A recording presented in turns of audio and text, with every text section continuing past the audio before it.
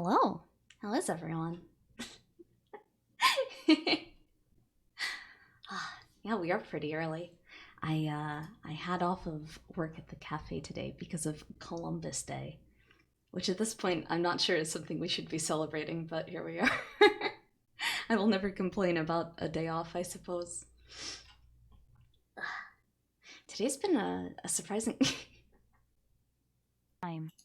Thank you for subscribing. I am Penis. Maid time. Also, I think I had the text-to-speech still off.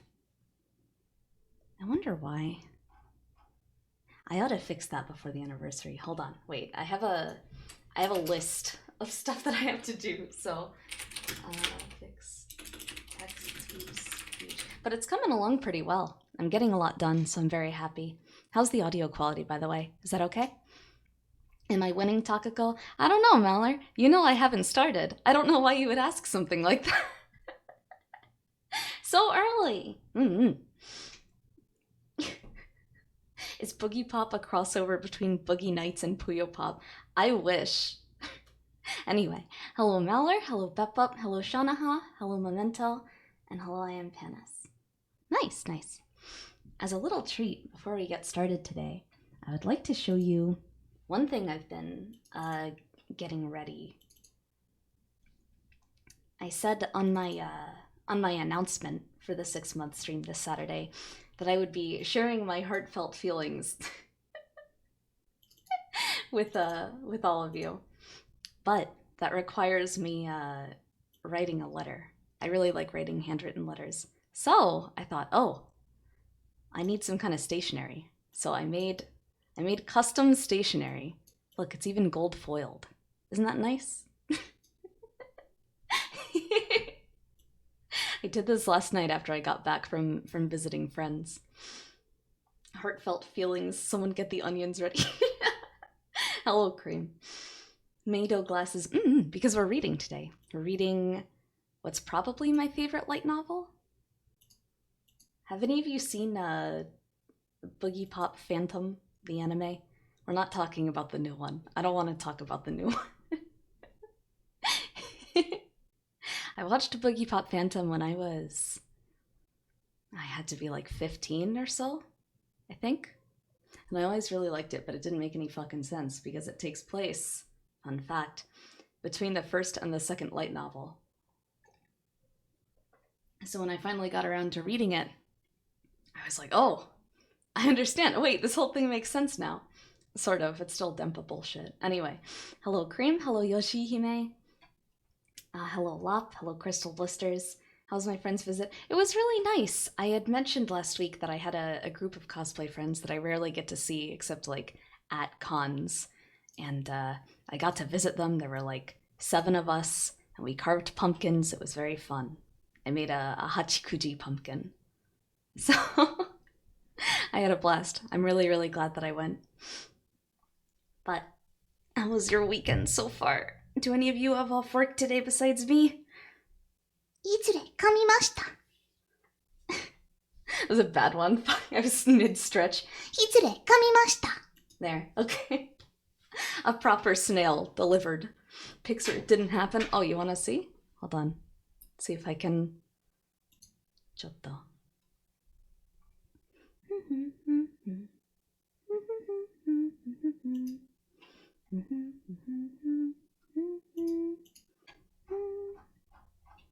I wonder if I can find it. Oh no, I already scrolled too far. I know it got posted in the Discord somewhere, so that's where I'm looking. Oh, there it is. Wait, okay, no, there's one of them. I didn't make these. I would never make these. But our friends made Among Us jack-o'-lanterns.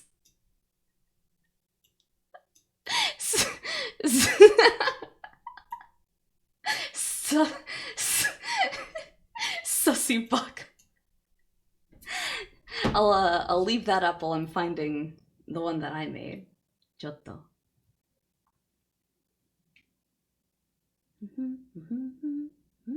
You saw the Amogus. I'm so glad. Oh, wait, hold on. I know where to find it. One sec.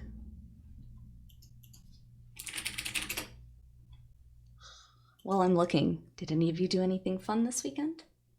You still have work in an hour, Crystal Blister. I'm so sorry. That sucks. You should simply quit. Don't do that. I don't know why I said that. It was just a funny joke, but... Oh, right there. Okay. Hold on. Oh, JPEG large? I'm gonna sue Twitter. Hey, I can't use your website. Please fix it now. Thanks. Okay. And the one that I made with 2 other friends is the hachikuji there. I bit my tongue. I flubbed. Sussy bar. A bunch of people said that. Look at her. She's so cute. Oh, and they made the McNuggies one before I got there, but apparently that's the Ina McNuggies. You can tell by her little flaps. Adyadyadyaki-san. Anyway.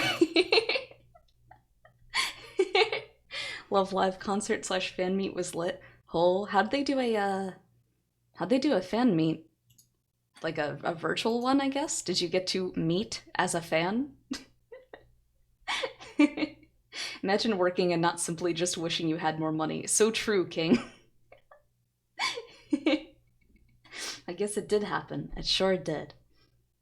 Oh, hello Penrose Square as well. And hello Corbin. So true, bestie. Shut up. In about 10 minutes or so, I have to run to the oven real quick because I'm making sweet potatoes. So I gotta get them out. But until then, we can get started, if you're okay with that. So, the first volume is called Boogiepop and Others. It's by Kohei Kadono. And reading the quotes is a little embarrassing, but I'm automatic. When I detect adversity approaching, I float to the surface. That's why I'm Boogiepop, phantasmal, like bubbles. The story of Boogiepop is one that weighs heavily upon me. It's a subject that I still haven't finished sorting out my feelings about. Early stream today. It is. I've got the day off work, so I thought I'd stream this afternoon. Why do they call it an oven when you of in the cold potatoes and of out the hot potatoes? Shut up! This is literature, all right? Calm down. Fan meets are less of a meet and greet, more of a we read fan letters sent ahead of time. Oh, that's nice. That's really nice. I wanted to mess with your mind a bit. Sorry, Miyashita Toka. This girl, Kirima Nagi, she's Batman. She's JK Batman. I like her a lot. That was Boogiepop, ultimately. Now that you've seen me, I cannot allow you to live. Now you're our enemy. This is so cringe. Wait, okay, I'm just... Hold on. I'm just gonna start reading it. Fuck. Boogiepop and Others. No, I'm not gonna talk about... what One-san means. Okay, prelude. Opening the shoji screen, the boy took a step onto the tatami of the darkened tea room. Wordlessly, he stared into the center of the room. Cushions and low tables were scattered everywhere.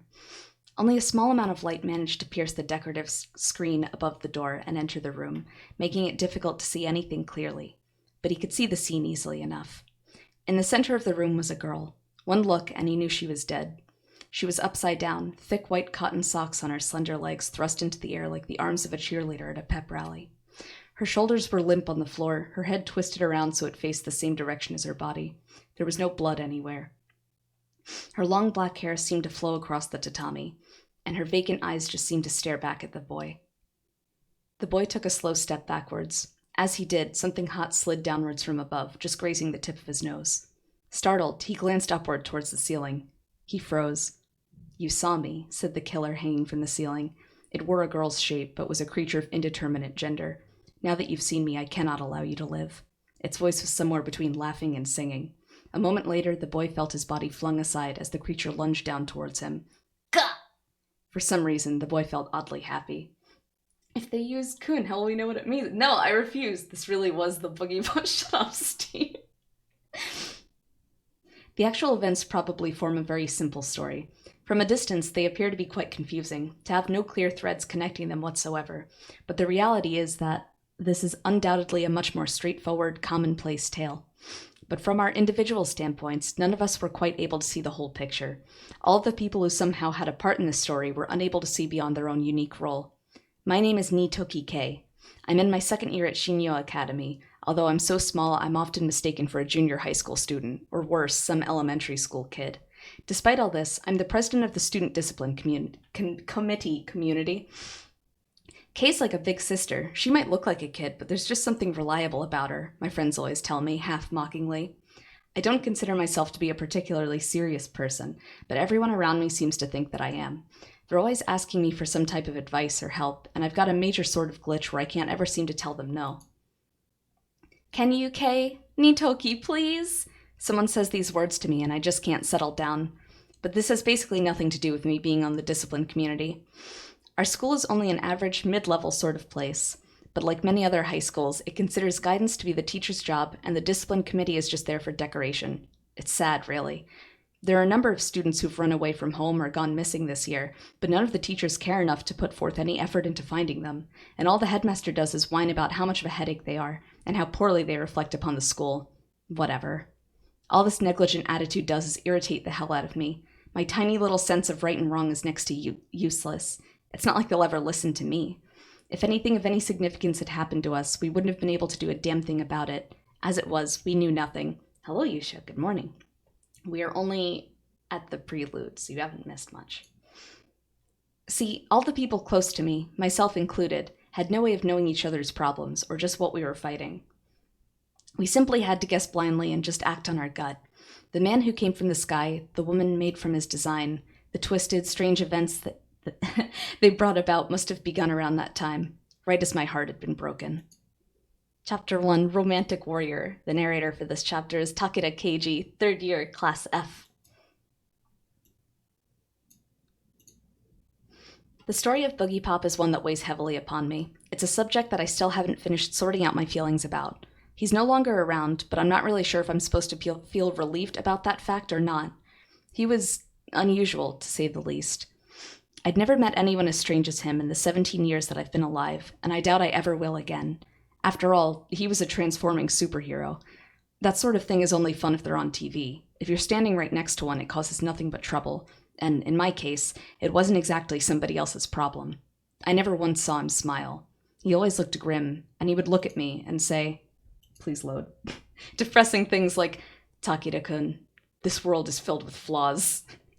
This with the exact same pretty face that always made my head reel. But Boogiepop is gone now. I'll never know whether or not everything he told me was a lie. Boogiepop. Boogiepop. One Sunday, with the middle of fall fast approaching, I was standing in front of the station, waiting for my girlfriend, Miyashita Toka. We were supposed to meet at 11, but it was already 3 o'clock, and she had yet to appear. Oh, that fucking sucks, dude. Jesus Christ.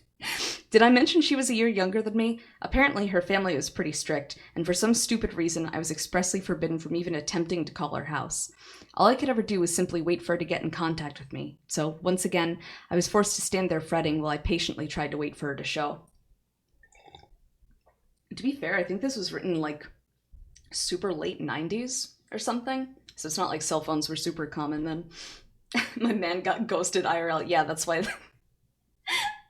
That's why this is a horror series. He got ghosted. "Hey, Takeda-senpai," someone called out. I turned around to find Saotome standing there. He was my kohai, on the same committee as I was. There were 3 other students with him, 2 of them girls. "What's this, a double date?" I said, aware that I was coming off as old-fashioned. "Something like that. You waiting for yours?" Saotome gave off pretty much the same impression, whether in uniform or out. Wherever he was, he seemed to blend in. "You do realize that dating's against school rules, right?" "Look who's talking."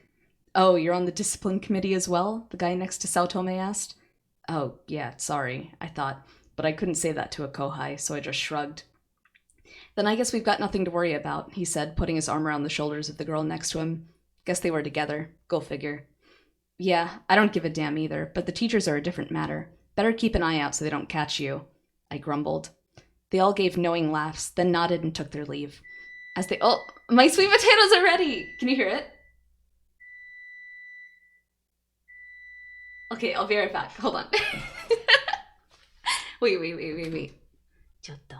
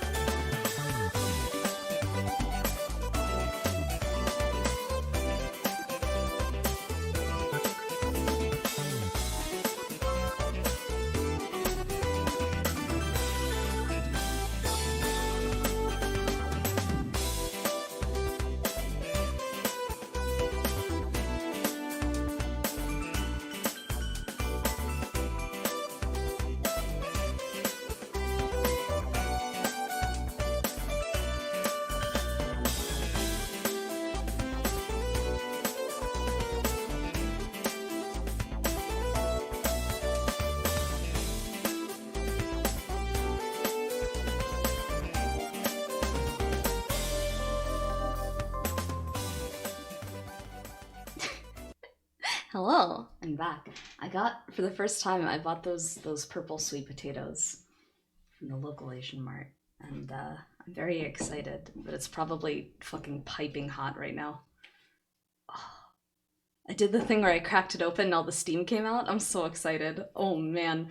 What's the deal with sweet potatoes? They aren't sweet, and they aren't potatoes, base slap. Shut up! What's your fucking problem, huh? Sweer potato. It's raining sweer potato, yeah. Go get fed. Hello, Phileas Goodman. I'm about to be fucking fed. To be honest, I don't know what to... Okay, so let me explain. I got most of my cooking stuff from the old apartment, right? Yeah. But the issue is, I heard somewhere that you should have a separate cutting board for meat than vegetables, and I was like, that makes a ton of sense. So I have one cutting board, and I've been cooking vegetables. I've been cutting vegetables on it, and I'm like, well, I probably shouldn't cook like any meat, right? I should just get another one. But I haven't picked one up, so I've been eating like unintentionally vegetarian, unless it's frozen food lately. But I've got like, oh, it's so good. I've got like salmon and ground pork and stuff in the fridge, and chicken thigh. I don't need a cutting board for ground pork. I haven't decided if I'm gonna make mapo tofu for that, or if I'm gonna make little meat cutlets, you know, for lunch and dinner. We'll see. Throw the meat in the air and cut it up with a katana. Yeah, fold it over 1,000 times. Says the guy who doesn't have a salt shaker. That's okay, neither do I. I just use the why am I blanking on the really popular salt brand? It's not Lipton, that's a tea. What the fuck? Wait. Is it 6-letter? Morton. I just have the Morton salt dispenser. Mapo tofu, then invite me over for mapo tofu. Yeah, alright. I'm not paying for a cross-country flight, but if you can manage it, you're welcome to have some. Cut the meat on the floor easy. Imagine not just cutting meat/veg directly on the countertop. I don't want to fuck up the countertops here. You guys are ridiculous. All spooky stories are now told in Takako's changing room. Lipton makes soup too. I guess that's true, they do. Oh, it's so hot, but it's so good. Okay, sorry. You're gonna get a little maid chewing ASMR while I read. I hope you don't mind. They all gave knowing laughs. They all gave knowing laughs, then nodded and took their leave. As they walked off, I heard one of the girls say, "Guess who's been dumped? What the fuck?" As all I could think was, mind your own damn business. I mean, it's not that I actually like being on the discipline community. It's just that someone had to take the job, and that someone ended up being me. That day, Toka never did show. Have I really been dumped? Surely there would have been some sort of warning, right? I waited despondently until 5, unable to let things go. I knew I had to, though. I dragged myself away, feeling like the world had cast me aside. I was the only person in my class not going to college. Heck, everyone else was off studying for entrance exams. It's no wonder I felt so left out. Then it happened. Come on, Bookwalker. Okay. Staggering towards me was the kind of guy who would stand out in any crowd. Guess who's been dumped? I have a salt shaker, but I don't use it for anything. I usually just keep salt in a little plastic tub. See, that's perfect. This is easier with kosher salt. Imagine if all Boogiepop anime were told this meta manner, complete with interruptions to the story. But shut up!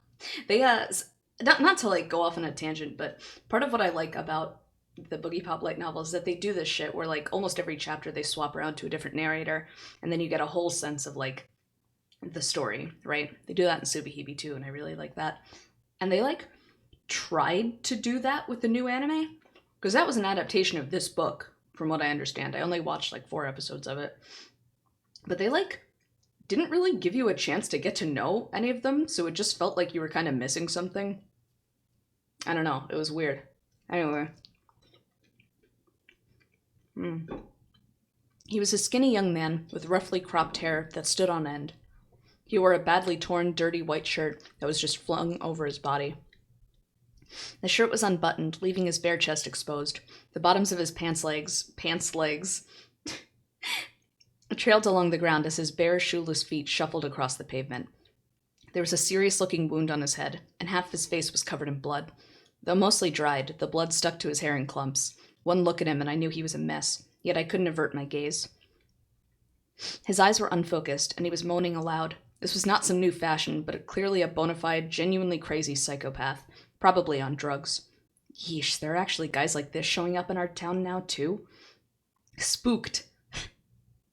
I averted my course, giving him a wide berth. What the fuck is a berth? Everyone else was doing the same, so there was a sort of air pocket forming around him. Oh. He tottered along the center for a few moments. Then suddenly he collapsed to the ground. Before anyone could react, he began to sob quietly. He sniffled. Great slobby tears rolled down his cheeks, heedless of his surroundings. A circle of people, myself among them, formed around him, watching. None of us dared move towards him. It was the strangest thing that I'd ever seen. It was bizarre, like something out of a surreal Eastern European movie. But there was one person who did approach him. He was shorter than me, and dressed in a long black cape with a collar that wrapped around him like a great coat, and a black hat like a shrunken pipe or a top hat without a brim.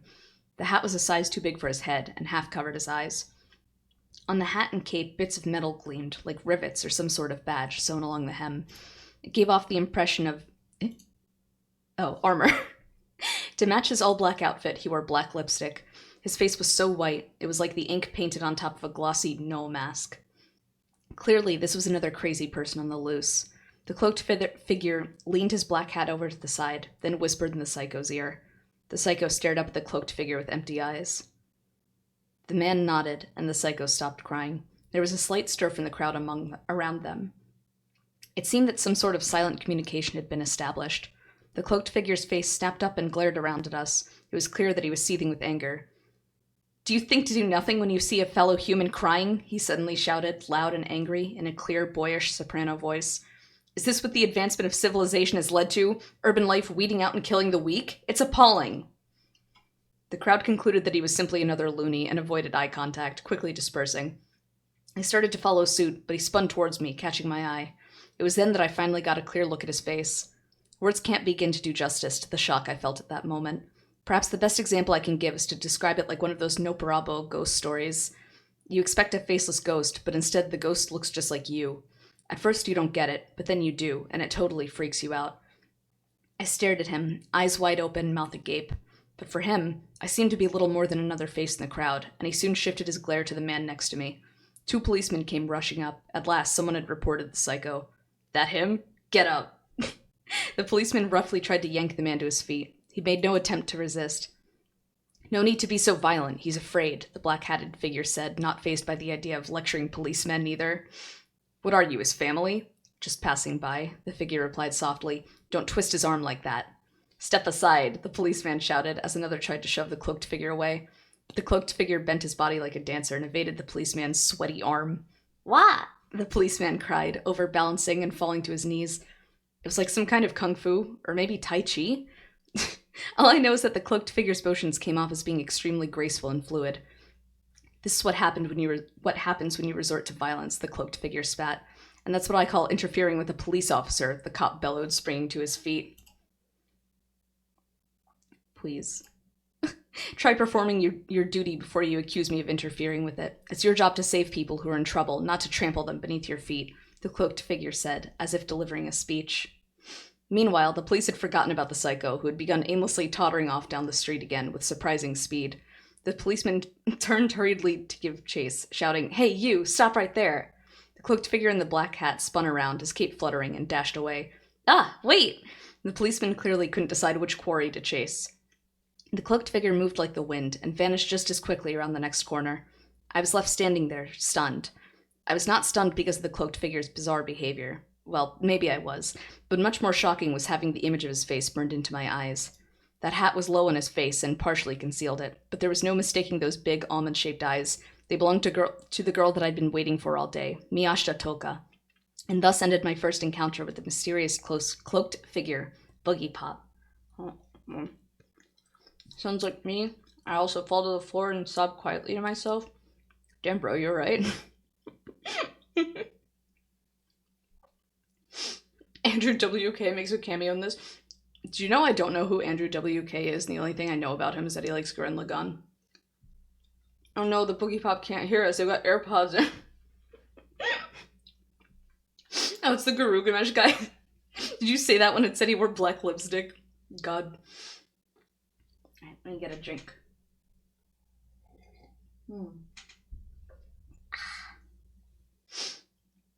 Chapter 2. The next day, I went to school earlier than usual. The school I go to, Shinyo Academy, has that something a lot of other schools don't. Every student has an ID card, and every time we go in or out of the building, we have to slide it through a gate checker, like one of those ticket readers at the train station. They call it the Campus Advanced Information Administration System, or CAIS for short. Supposedly, it helps the staff keep track of the exact number of students that attend, since the student population has started to decline as of late. He also likes Gundam a lot. Oh, that's based. But in actuality, it doesn't really change anything. Despite the grand design, this year, there have already been several students who've run away from home, or worse, simply vanished. The system they're so proud of is really powerless when it comes to stopping students from doing whatever they like once they're off school grounds. It's what free will is all about. Anyway, our school is up in the mountains, so we have to walk up long, steep, green roads just to get there. On this particular morning, there was hardly anybody out on the road. The sports teams had long since started morning practice, but the rest of the student body had not yet started to arrive. Yoo-hoo, Keiji! Came a cheerful girl's voice from behind. Oh, it's my favorite character, shit. I turned around to find a girl from my class, Kamikishiro Naoko, walking towards me. This girl had a habit of overpronouncing people's names, like she was sight-reading a word in some other language. Plus, she was always chirpy. Now, why so gloomy on such a beautiful morning? She said, running to catch up and thumping me hard on the back. Both Kamikishiro and I were breaking the school rules against dating. You could say that it gave us a certain connection, a certain ease to our interaction, a sort of sympathy that we couldn't expect to get from friends of the same gender. We always joked around together, but today I was hardly in the mood. You're early, I said curtly, not going for your usual dramatic entrance. Kamikishiro was almost compulsively late, and she always insisted that it was due to low blood pressure. If a teacher tried to chew her out for it, she would apologize dramatically and quite flirtatiously. I might add, which generally left the male teachers flustered, but always seemed to do the trick, getting her off the hook. A powerful technique indeed. Yeah, well, I had some stuff to take care of today. But spill already, how was your date yesterday? Forget about it. You have a fight or something? She asked, peering closely at my face with interest. She had a tendency to express her emotions a bit too obviously. She was very pretty, but had an open, loud laugh. This seemed to make some people think badly of her, no matter how good a person she was at heart. A fight? I wish we could have, I sighed. Wait, what? That sounds serious. Whatever. Another student passed us on a bicycle, so we fell quiet. As always, there was a committee member posted at the gates, like a train station guard, making sure the cards went through the gate check smoothly. Oh, Takeda-senpai, you're early, said today's guard, Nitoki K. She was the discipline committee president. Despite the ominous title, she was a tiny, cute girl with a childish face. Ditto, I said, waving. We'd been on the health board together last year as well, so we had seen each other regularly for 2 years. Morning, Kay, said Kamikishiro. Although they were friends already, Nitoki had ignored Kamikishiro's dates on several occasions, and this had brought them even closer together. My, are you two together now? Nitoki said, eyes wide. That's scary, coming from you, Kamikishiro laughed. I didn't mean it that way, really. Even if it were true, my lips are sealed. Trying to earn a favor, huh? Looks expensive. It is, the committee president laughed. If she knew that Kamikishiro had both a second and first-year student in her saddle, I doubt she could have been so blasé about it. She was pretty serious, and she would probably get so angry that steam would shoot out of her ears. We put our cards through the gate check and went inside. Senpai, don't forget about the meeting today, she said as I waved in acknowledgement. Kamikishiro giggled. She's so cute. Who? Kay. You know she's got a crush on you, right? Puppy love. You're one to talk. Every relationship she had ended up like a war zone. I'm amazed she could still joke about it. So, what was it? Fuji-chan dump you? Who knows why Kamikishiro always called Toka by a different reading of the kanji in her name, but here she was, doing it again. She stood me up. Oh! Hello! Thank you for the raid. If I have any mods here, could I get a shout out for Valravin? Hello. If you're new here, my name's Takamura Takako. I'm an otaku maid. I'm eating a sweet potato. And today we are, we're doing a reading of the first volume of Boogiepop and Others, the light novel. Thank you, Corbin. We're only about 40 pages in, but I think the prelude started at 20, so you haven't missed too much if you'd like to stick around. Oh, you were playing the Great Ace Attorney Chronicles? Oh, were you having fun? Did it go well? Oh. Oh, you love this novel? I'm so glad. This is my favorite light novel. It's maybe tied with the first Sarigoto one, which is why I put up a poll. I'm sorry. Which is why I put up a poll for which one to read for October. But, they tied, so I just chose. You watched a bit of the anime for Boogiepop? It's so funny you say that, because I was talking earlier about how I watched the anime when I was like 15 or so, and I thought it was really cool, but I didn't get a lot of it, like it went over my head. And it turns out it's because it takes place between the first and second light novels. So, if you read this, the whole Boogiepop Phantom anime will make sense, most of it. You have such a cute model, sorry. Thank you, Siron? Siron? Sweet potato is really important. I'm really enjoying it. So, hold on. Oh, happy Monday, everybody. Do any of you have off work? I have off work today. That's why we're streaming so early. Sir? Okay. Anyway. She stood me up. I can see why you got chest pains then. Ahaha. I suspected that she, too, stood up many a man. What are girls thinking when they do that? I asked. It sure as hell isn't about their boyfriend. That's not an easy thing to answer. It all depends, really. I know that it's not always because they don't want to see you, though. You know, stuff just sort of comes up. So what if they stand you up and dress like a man? Huh? What are you talking about? What's that supposed to mean? Kamikishiro's eyes widened. Understandably, I didn't know the answer either. Never mind. Must have been seeing things. I don't really get it, but you've got a lot of time on your hands, so you really ought to start taking love more seriously, you hear? She said in a sing-song voice. What? I replied, scowling, and she burst into song. I'm not singing! Fuck. Life is brief, young maiden. Fall in love, before the crimson bloom fades from your lips, before the tides of passion cool within your hips. For those of you who know tomorrow. You're in a good mood. You in love again? Kinda. For crying out loud, how many is this now? Before we hit the halls, we smoothly shifted to a more standoffish attitude. We weren't going out, but it was never a good idea to start any rumors. I let my feet carry me to Toka's class. Once there, it wasn't like I could actually talk to her, so I wasn't exactly sure why I was going. I just couldn't seem to help myself. Oh, thank you, Yoshi. I appreciate it. Toka's room was year 2, class C, and it was still empty. Feeling suddenly tired, I flopped down in a chair inside. Once again, the cloaked figure's words ran through my mind. Do you think to do nothing when you see a fellow human crying? I paused for a moment. Was that really Toka? A twin brother, perhaps? No, she'd never mentioned one before. I heard someone coming, so I quickly got up and left the room. I stood as inconspicuously as I could in the covered passage, a few yards away from the room, and kept watch. The more I watched, the more pathetic I felt. Oh, hell. Toka was about the 20th student to arrive. She was the same as always. There was no sign of any strange hat. But for some reason, she had an enormous Spalding bag in addition to her usual school bag, the sort that people generally keep their sneakers or gym clothes in. Then she noticed me. She shot me a quizzical, innocent glance. I found myself grinning and nodding. She smiled softly and nodded back. Nothing different than usual. She didn't seem all that bothered about having stood me up either.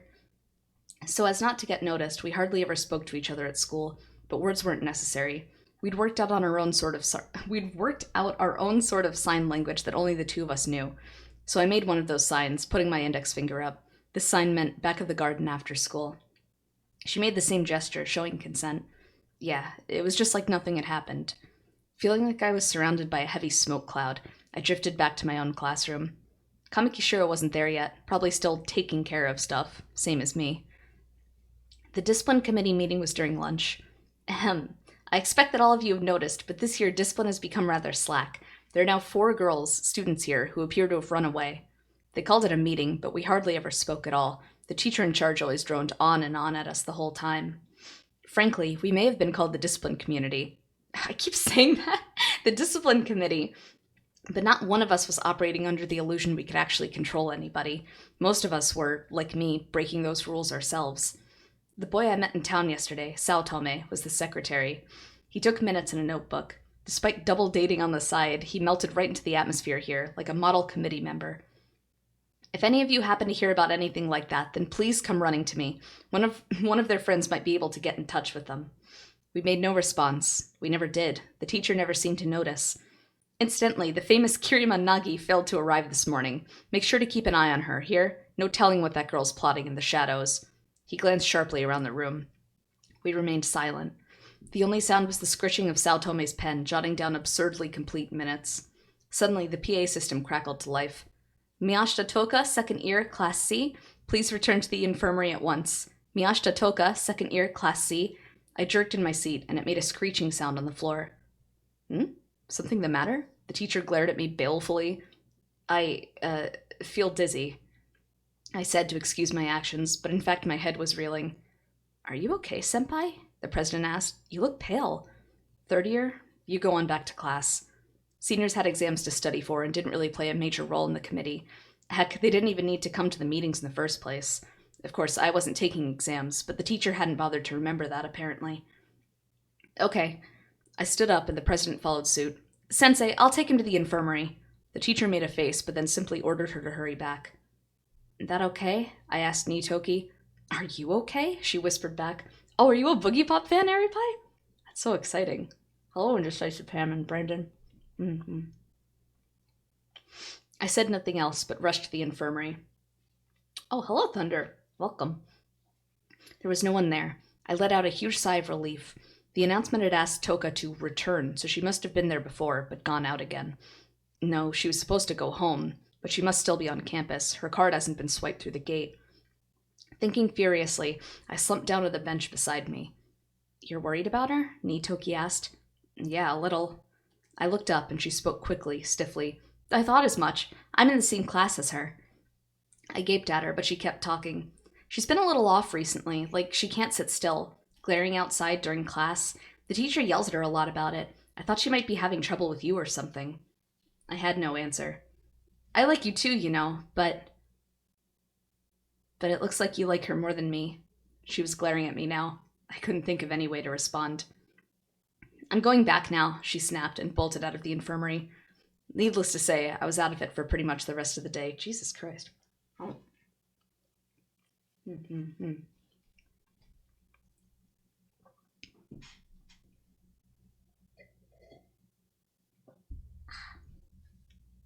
After class, I went to the place where we had agreed to meet, but Toka wasn't there.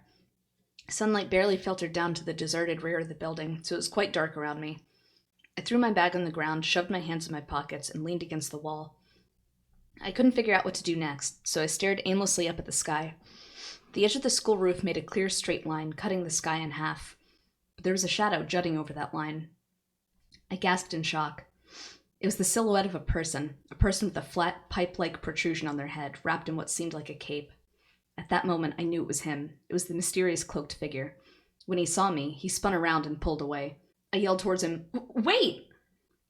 Right beside me, there was an old fire escape. It was connected to windows on each floor and went all the way up to the roof. I vaulted the locked gate at the bottom and raced up the stairs to the roof, in clear violation of school policy. When I hit the roof, I yelled, "Miyashita, that you?" The cloaked figure slowly emerged from the shadows. He stared directly at me again. "You know Miyashita Toka?" he said in Toka's voice. It was a little deeper, more male-sounding, but if you listened for it, it was clearly hers. "I see. We met yesterday, didn't we? I've done you wrong. I ignored you, and for that, I apologize." I rushed over to him and grabbed him by the shoulders. "What the hell are you talking about?" Suddenly my body was flying through the air, and then came crashing down upon the concrete with a hard thud. Had he swept my legs out from under me? The pain raced through my entire body before I figured it out. What's going on?" I cried. "I should state clearly that I am not Miyashita Toka. Currently, I'm Boogiepop," the cloaked figure whispered. Currently? So Miyashita had been herself this morning? Is that what he meant? I'm sure you've heard the idea before. Simply put, it resembles the concept of the split personality. Understand me so far? This Boogiepop continued. Split? None of you have noticed yet, but danger's hovering over this school, and all mankind. That's why I've emerged. I couldn't quite decide if I really should be referring to Boogiepop as he or not, but I could tell from his expression that he was deadly serious. Oh.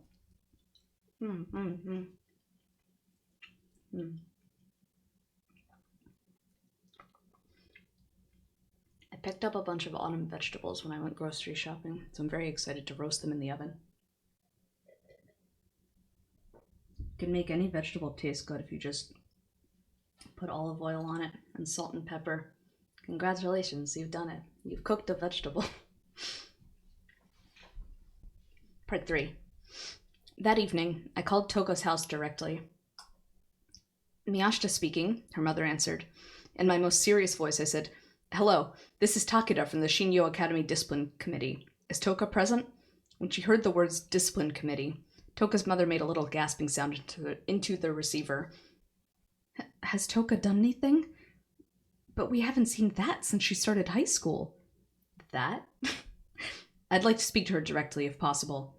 "Of course, just a moment," she said in a much too respectful tone for some high school kid.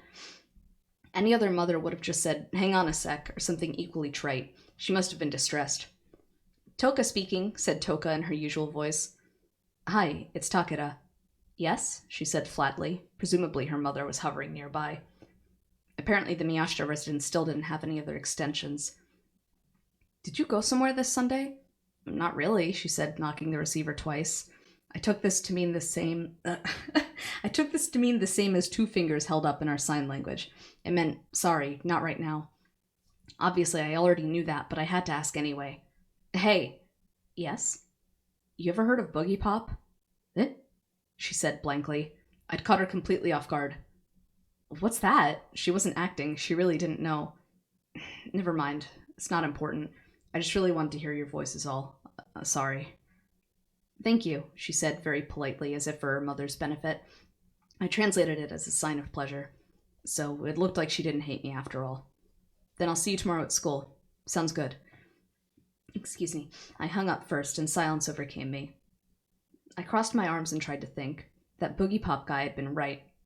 Toka had completely forgotten about our date the day before, as well as our promise to meet after school today. "She doesn't know," he had said, standing on the school roof in the light of the setting sun. "If something threatens to erode her foothold of ignorance, she instantly ceases to know that as well. To erase the anomaly caused by not meeting you yesterday, she will have deleted all memories of the date from her mind." Deleted? I said, still reeling, barely keeping up. You mean she's forgotten that we were supposed to meet? Precisely. But this is assuredly not because she doesn't take you seriously. Quite the reverse. I imagine she loves you quite a lot, which is exactly why she needs to forget so thoroughly. How so? So that she doesn't feel guilty. She doesn't even want to think about you being mad at her. But that is something beyond her control, he said from her very own lips. What exactly are you? How long have you been possessing her? Possessing? Can't say I like that choice of words. It's not like I chose to appear. Then why do you? Because danger's upon us, he said, gazing at me levelly. I flinched. His gaze held daggers. I'm automatic. When I detect adversity approaching, I float up out of Miyashita Toka. That's why I'm Boogiepop. Phantasmal, like bubbles. Adversity? What kind of... There's a devil nesting in this school. I know that sounds absolutely nuts coming from me, but when he said it, the look in his eyes was unmistakable. He was completely serious. The setting sun sent long shadows across the roof. Boogiepop's black clothes made him look half invisible, and he virtually faded into the darkness. It's hidden among you now, but it poses a very real threat. It's barely begun to stir, but once it does, it will mean the end of the world. His words were like the ravings of a lunatic, but if you actually looked at him and heard his voice, they were horribly convincing. Aren't you the same thing? I asked, resisting him with everything I had. For me, this man taking up residence in Toka's body was pretty much the same as the end of the world. Toka's other personality replied calmly. I'm aware of that, which is why I never come out for long.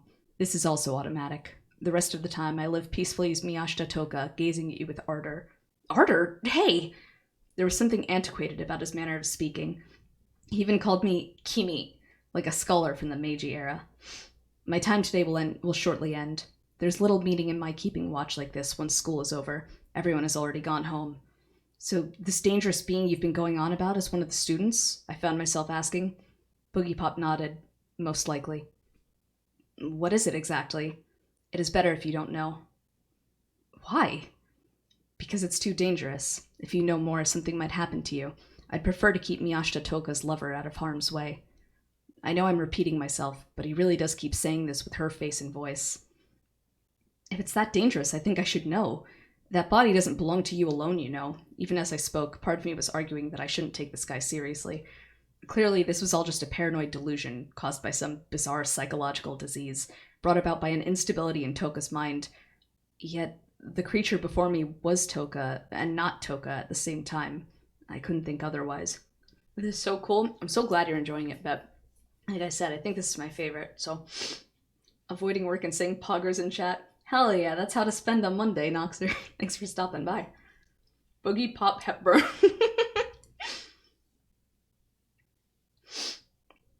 Boogiepop sighed. Alright, but don't tell anyone else.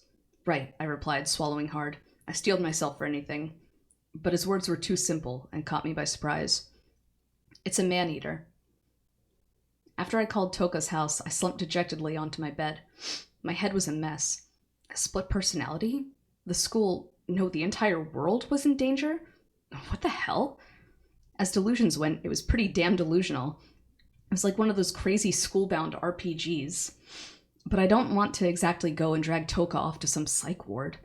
Boogiepop had said Toka forgets everything, so in a worst-case scenario, even if we went to a hospital and had a doctor look at her, Boogiepop might never even appear. That would make her seem like the sane one, while whoever took her would come off looking like a complete idiot. Is your workout ASMR at the moment? Hell yeah! That's awesome. Are you doing cardio? Are you lifting? It's nice to have audiobooks on when you work out. I hope your workout goes really well, Nano. Oh. Hold on, let me finish this half of the sweet potato.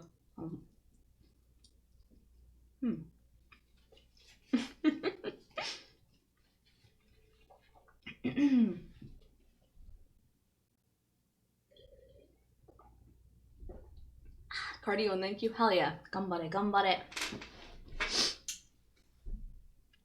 On the way home from school, I'd bought a paperback called The Scream Inside Multiple Personality Disorder. So I decided to delve into it then. I just grabbed the easiest looking one, but to my surprise, there had been an entire section in the bookstore on psychological disorders. Surely the world was crazy enough already without all these diseases, I thought. Jesus. The writer wrote in a very conversational tone, so it was readable enough. but the sentences were filled with difficult words that left my head spinning. I did catch the phrase, "This disease is exceedingly rare, if not almost unheard of, in Japan." As far as I could tell, multiple personality disorder generally arises when someone's trapped in an oppressive situation and unable to cope with reality, shifting their emotions onto another personality in an attempt to create a new life. The human psyche is open to the possibilities of both good and evil. In my opinion, multiple personality disorder occurs when one of these possibilities, suppressed by societal pressures, declares independence and begins to fight to exist. Regardless of how diseased the result or how destructive it is on the host body and those around it, the possibility makes no distinction between good and evil. There was a lot of stuff like this where I kind of understood what I was reading, but at the same time, I didn't. Apparently in Japan, the basis for this type of action usually didn't have a clear form, which meant that the vast majority of incidents would result in schizophrenia rather than multiple personality disorder. To me, it's like talking about the difference between God and the universe. The author's name was Kirima Seiichi. There wasn't an author's profile attached to the book, so I had no way of telling who he was or what his credentials were, but somehow, what I'd read just felt right. Then, what sort of possibility was Boogiepop? What had suppressed him? I flopped back onto the bed and stared at the ceiling. "Do you think to do nothing when you see a fellow human crying?" Those words rang through my head again. For some reason, I just couldn't stop thinking about them. Declares their independence truly an American disease. Shut up, La. Let's see. So that's what it said. "What do you think?" I asked Boogiepop. It was the next day after school, and we were both on the roof again. A suppressed possibility? Not a bad explanation, I suppose. Miyashita had not been in class, so I swung by the roof on the off chance he was around. It seemed as though he took over the moment classes ended. However, in my case, I'm not one of Miyashita Toka's other possibilities, excuse me. "Then what are you?" "Good question. This world's," he said quite naturally. For a moment I couldn't grasp his meaning. It felt as though he hadn't finished his sentence, but instead had just let it trail off. "This world's? This world's what?" Ignoring my blank look, he forged on. "I have no autonomy. I have no idea what Miyashita Toka might be thinking. She may well have some possibility, some hidden desire that produced me, but that has nothing to do with me. I have no dreams. I have only my duty. I'm here only to carry out my purpose." "To save mankind?" "Yes."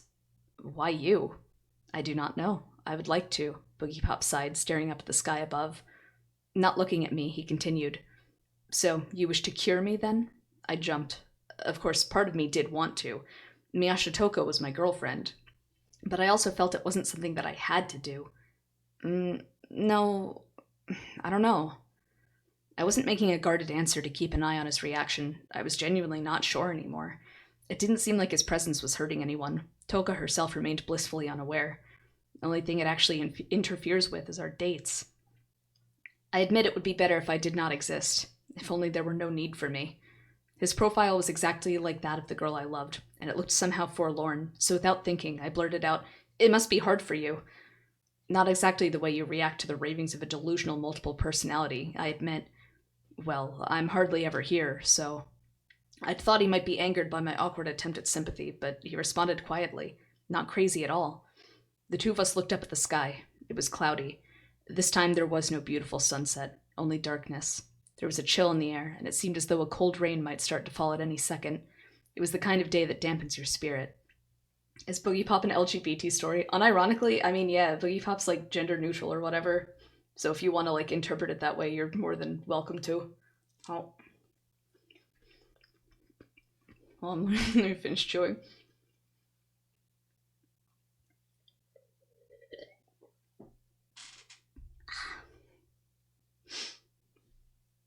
Can I ask you something?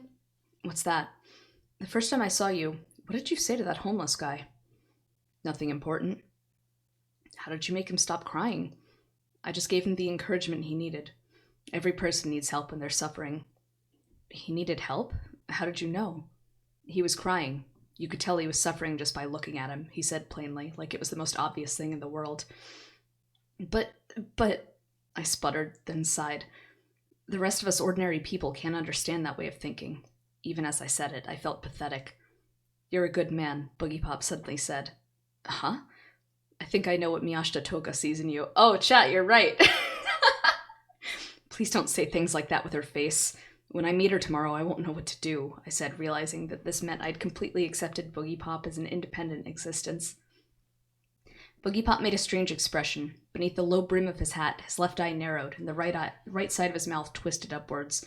It was a very asymmetrical expression that Toka herself would never make. Don't worry, I am me, and she is herself. Later, I wondered if that expression was a strange sort of grin, but at the time it baffled me. It was a sort of grin that seemed both sarcastic and somewhat diabolical at the same time. I never did see him smile, though. Hello, Finch, how are you? Part 4. After that, it became routine to join Boogiepop on the roof every day as he kept watch. I'm not really part of my class anymore, I complained to him. You aren't taking exams? No, my father knows someone who owns a design firm, so I've been working there part-time. He said that I had good sense and that I shouldn't bother with college, that I'd be better off just starting to work for him directly. The boss's favorite craftsman, then. Toka had once said, Are you sure? Sounds risky to me. But Boogiepop sounded impressed. Happily, I enthused. Exactly, a craftsman. That's what a designer is, really. We make what we've been asked to make. Seems like you've got both feet on the ground, Boogiepop said, sounding almost jealous. He lived half in some unearthly realm that only he could see. But Miyashita thinks it sounds dangerous. She would. I don't know her all that well, but there are far more girls who shun romantic men than there are those who are attracted to them. Really? I mean, romantic? It was an embarrassing word. I have no such hopes, but I believe humans need some sort of dream. Am I wrong? Boogiepop always looked especially serious when he said things like this. I don't know, I muttered. When you have no dream, when you can't imagine a future, that means something in this world is flawed. Unfortunately, it's not I who'll battle that flaw, but you and Miyashita Toka. The self-described defender of the world said, staring into the distance. Based only on his words and on his outfit, it was impossible to think of him as anything but a clown. After all, he had a woman's face, but he talked like a man. But if he was a clown, then I wanted to be a clown too. Being with him, talking with him, I could see no traces of Toka anywhere. What had happened to her to make him appear? When did you first come out? I asked one day. About 5 years ago. Miyashita's parents were fighting, considering divorce.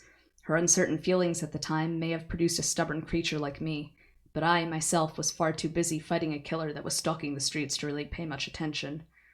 I had a hunch which killer he was talking about. 5 years ago, a serial killer had murdered 5 girls and hung himself when it seemed they were about to catch him.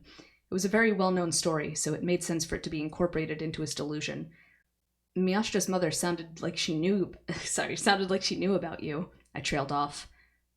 She's seen me a few times. We're talking back in junior high, after all. Miyashita Toka was not exactly free to move around. She even caught me climbing out the window once. Must have been surprised. She was hysterical, which caused me no end of trouble. She locked me in the house, so I had to knock the woman out to make my escape. Danger was approaching, after all. Seriously? No wonder her mother was freaked. It also explained why the Miyashita household didn't let her have a phone in her room. I'm going to clown college, baby. Hell yeah. After that, I suspect Miyashita Toka was dragged off to a psychologist, but I can only speculate. I never appeared. She didn't show any unusual signs? Since the condition was almost unheard of in Japan, the doctor probably didn't believe a word of it. Probably not. I imagine they had their doubts about the mother, though. After all, her parents were having marital problems at the time, but apparently the whole fuss caused her father to blame himself and make amends. Things settled down after that. This reminded me of something from the book I'd read. Not a multiple personality case, but a manic depressive girl. At school, she never spoke a word to anyone, but she was always bright and happy at home. Her parents and grandparents were apathetic and cold, and she desperately tried to brighten up the gloomy atmosphere. Unfortunately, the stress was too much for her, and its effects started to manifest externally. Her behavior grew stranger and stranger, until finally she was taken to a doctor and the truth came out. She was treated, her family repented, and the house became a much more peaceful place. This sort of peacemaking psychological disorder is apparently referred to as the trickster, Dr. Boogiepop's marriage counseling. For some reason, it sounded a lot like Boogiepop to me. So, I said, and explained all this to him. He made that strange expression again. Miyashita Toka may well see it that way. But you're still here, even though that situation is over. Why? You never come out at home anymore, right? Right. Then why? I can't explain it. I simply have my duty to fulfill. You'll just disappear when this danger's over? Yes, I will be a little sad to go this time, though. I won't be able to see you again. This surprised me. You won't? Right. Miyashitoka will be here, of course. I imagine you prefer her. His shoulders slumped a little. I couldn't think of anything to say, so I remained silent. The two of us stared quietly up the evening sky. Boogiepop began to whistle. The tune was fast and bright, his breathing skillfully alternating fast and slow, but it was a whistle, so it sounded rather sad somehow. I remembered that Toka couldn't whistle. A suppressed possibility? Even as her boyfriend, I suppose I was suppressing some part of her. This thought weighed heavily on me. He finished whistling, and I applauded. You're good. What song is that? Overture to the first act of Die Meistersinger von Nürnberg. Of what? The most flamboyant piece the noisy, romantic old composer known as Wagner ever wrote. Classical? Huh. Thought it was rock. You'd have preferred Adam Hart Mother? I tend to like the old music, he said, narrowing one eye. All of our Twilight ramblings passed in this fashion. Yeah, one thing to know about the Boogiepop is that the author is he's got really bad Araki syndrome, where he just names monsters and abilities and shit after old, prog rock bands. Wagner is pronounced Wagner because, bro, I didn't take German. Don't do this. It's gonna be okay. This really is just an LGBT throuple with two people. A throuple with two people. Real Shaft energy. I wish Shaft would have adapted Boogiepop. But I play Weiss. Yeah, but I call it Weiss, not Vice. That's how you know I'm not. Pro tags all named shit after foreign myths. Fair, reasonable. One day, One day, Kamikishiro was gone. She just stopped coming to school. I didn't know much, but it seemed that she'd run away. You're kidding, I said as I heard the news. Really? The teacher told us she hasn't come home, one of the girls in class said calmly. Why? Why would she run away? I don't know. That girl hardly ever talked to us. I bet she thought her pretty face would let her get by in Tokyo or something, the girl snorted. The girls in class were much less expressive than Kamikishiro, who was always laughing and joking. But she had good grades. She looked like she was ready to pass the... I'm sorry. Chotto. I need a water. She had good grades. She looked like she was ready to pass the entrance exam for the college that she wanted to go to, right? You sure know a lot about her. What, did you have a thing for her, Takeda-kun? It's not like that. Still, I started to say. The leader of the girls in class, Sasaki, said quietly, I think I know how she felt. She just wanted to escape. Escape? From what? I asked, surprised. Kamikishiro had 2 boyfriends. Gee, Kamikishiro, how come your mom lets you have 2 boyfriends? One a first year, and the other a second year. I wondered if she was escaping them, but Sasaki meant something else. You wouldn't understand, Takeda-kun. Why not? Because you don't have exams. How could you possibly understand the pressure? I had no defense against that argument. Right, you can't understand. Yeah. Oh, yeah. The other girls joined in, almost accusatory. The other students weren't watching us directly, but they weren't not watching either. They just sort of sat around us, flipping through their vocabulary flashcards. I'd run away if I could, but I can't. We're not as irresponsible as Kamikishiro, Sasaki said very coldly. Everyone nodded. Not one of them appeared to be the least bit worried about her. When you see a fellow human crying, I heard Boogiepop's voice whisper in my ear. The teacher arrived. We stopped talking and went back to our seats. I was barely able to sit through class. The guy in front of me was studying something else. Everyone was only in class for their transcripts. All of them were certain that their test scores were far more important than learning itself. Even the teachers agreed, so they just lectured tediously, never calling on anyone, never asking if there were any questions. Why the hell were we even here? What had happened to Kamikishiro? Had her cheery exterior been a lie? There had been, I thought, what the fuck? Hey? There had been, I thought it was. Oh, there'd been times I thought it was. Okay. But I hadn't expected her to be the sort of girl to just up and run away. For those of you who know tomorrow. But even so, I was just like the people around me. I knew nothing. I hadn't even known that Toko was possessed by this Boogiepop guy. I didn't listen to the teacher for the rest of class, and I sure as hell didn't take any notes. For all my complaints, I was even less serious about this than the people taking exams. Without any purpose, I just sat there, stewing. That day, Boogiepop wasn't waiting on the roof. I waited for him a while, but eventually the sun set, and I had to give up and go home. When I climbed up to the roof the next day, Boogiepop was waiting for me, but this time in a girl's school uniform, no strange costume. "Hey," he said, raising his hand. This gesture is how I knew it was him. Otherwise, I would have taken him for Toka. No costume? Don't need it anymore, so she didn't bring it with her. He'd explained once before that Toka would unconsciously carry it around with her, but I had never thought anything of it until now. "What do you mean?" "The danger's over," he said flatly. "Everything's finished, Takeda-kun." "Wait, that's all there is to it. That's the way I'm made. When the danger's gone, I disappear, like bubbles." "The danger? Weren't you going to save the world? It hasn't been saved at all." "But my job is finished. What you mean by save is not my job," he said, shaking his head quietly. "But you said you were going to fight the devil that lives in this school." "I did. I'm not the one that killed it, though." My mouth flapped wordlessly. I couldn't think of anything else to say. But that's... "Thank you, Takeda-kun." Boogiepop suddenly bowed his head. "I enjoyed my time with you. Until now, I'd never done anything but fight. You're the first person I could really call a friend. Perhaps you only spent time with me because I'm part of Miyashita Toka, but I had fun. I mean it." I suddenly realized just how much I liked him. I'd liked him since we first met in town, and not because he had Toka's face. Everything I wanted to say but couldn't express, he could and would at the drop of a hat. That's why I liked him so much. "Don't go." "Don't go anywhere. You're about the only friend I have. I'd really like to keep meeting you." I hung my head, almost whispering. I may have been crying. Boogiepop made that face again. "That's not true, Takeda-kun." "It is." "You simply aren't connecting with the world around you right now." I stopped breathing. "Miyashita Toka's worried about you, too. Don't let yourself think you're the only one who's worried." But what about you? If you just vanished without anyone the wiser, wouldn't that make you sad?" "You're the wiser, aren't you?" "But I'm afraid you and Miyashita Toka have your job to do, just as I have my duty. You two have to make your own world. You don't have time to waste belittling yourself," Boogiepop said curtly. There was nothing left for me to say. I hung my head and stuttered. "But..." When I looked up, there was nobody there. Startled, I raced across the roof. But there was no sign of him anywhere. Just like the first time I saw him, he'd vanished in the wind. When I came down the fire escape, I found Miyashita waiting for me at the bottom. I could tell instantly it wasn't him. When she looked at me, she smiled.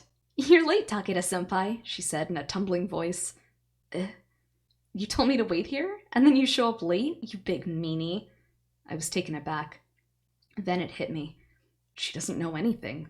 She doesn't even notice that she doesn't know. Her memories are automatically corrected. That explained it. She'd automatically created a reason for her to be here.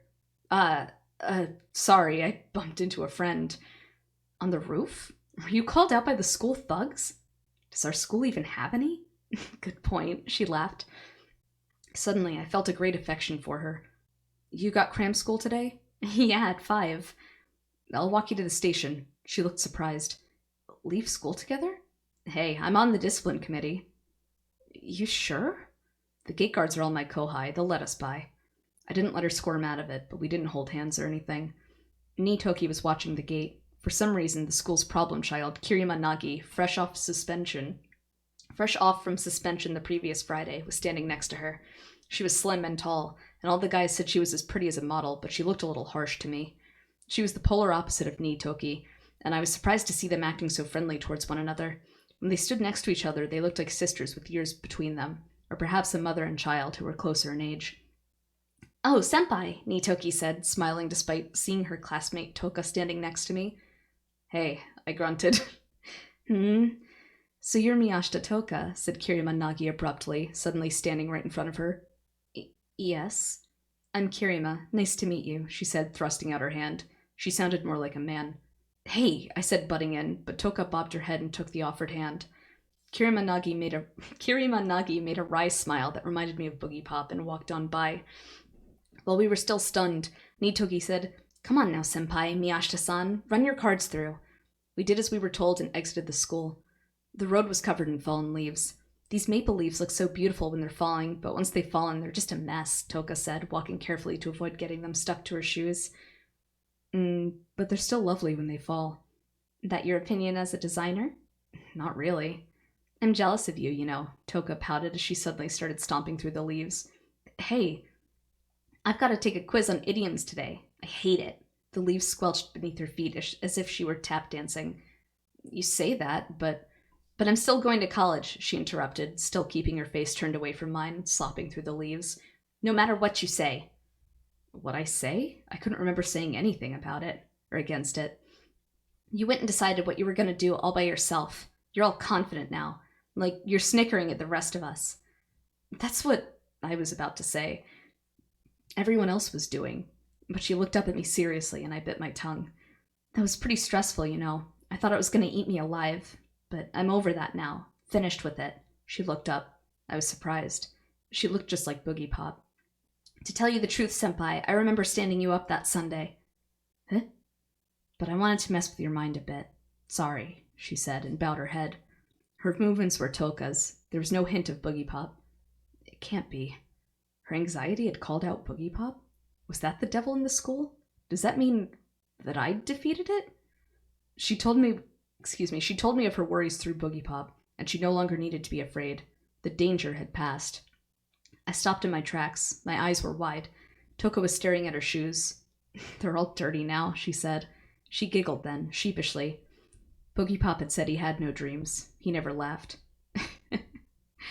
I looked at Toka's pretty, cheerful smile and thought, Boogiepop can't do that. It's our job to laugh. Interlude. Hold on, let me eat. Oh. What do you guys think of it so far? I'm a big fan.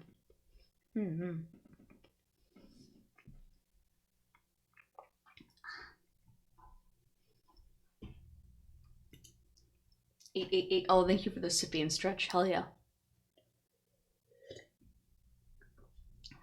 I haven't read this in a few years, so I forget what order all the chapters are told in and everything.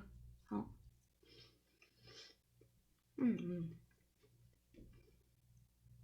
The good news is I roasted 2 sweet potatoes. All I had this morning was a salad and some miso soup with like 4 cubes of tofu in it. So I haven't eaten too much. So the good news is if I'm still hungry after this, I have another sweet potato waiting. Oh.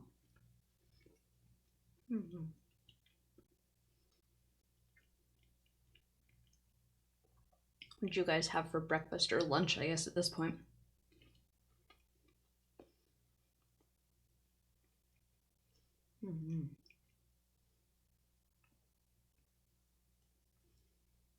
Hey, question, did bully mode get more expensive or am I just misremembering? Why did you have to draw attention to it? I made it more expensive because I realized how many mental resources it took to do it.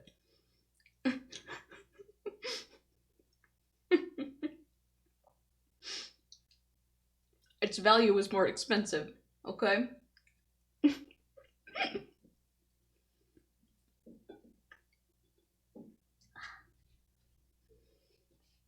Let's see. I have only had 2 bagels so far today. You gotta bounce for work stuff. Keep up the good stream. Thank you, Corbin. Have a good day at work.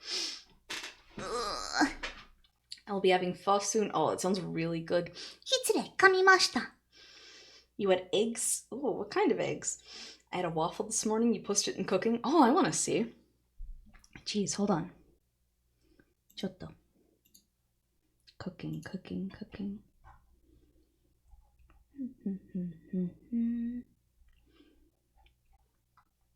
Oh, that looks really good.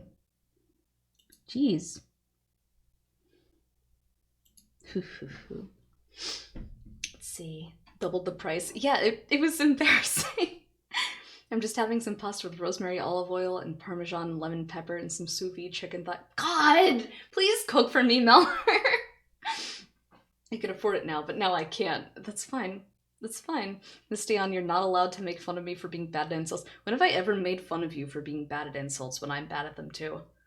It was fried eggs with some really sad fried hot dog. Daijoubu? I ate 2 fried eggs and ate that with bread. Hell yeah. No lunch yet. Go eat. What are you doing? Come on. I'll do one more stretch. I'm gonna think of it. There are 87 pages in. I think at this text size, there's like 400 something pages. I wasn't really sure how far to go. So maybe I'll do one more chapter and then we'll stop for the day, if that's okay. I'll go through it together. I'm fine. Yeah, you sound it. Probably gonna get some fast food in like 2 hours if places are open despite the holiday. Well, I hear, is it Wendy's redid their fries again so they don't suck anymore? You'll have to check it out and let me know.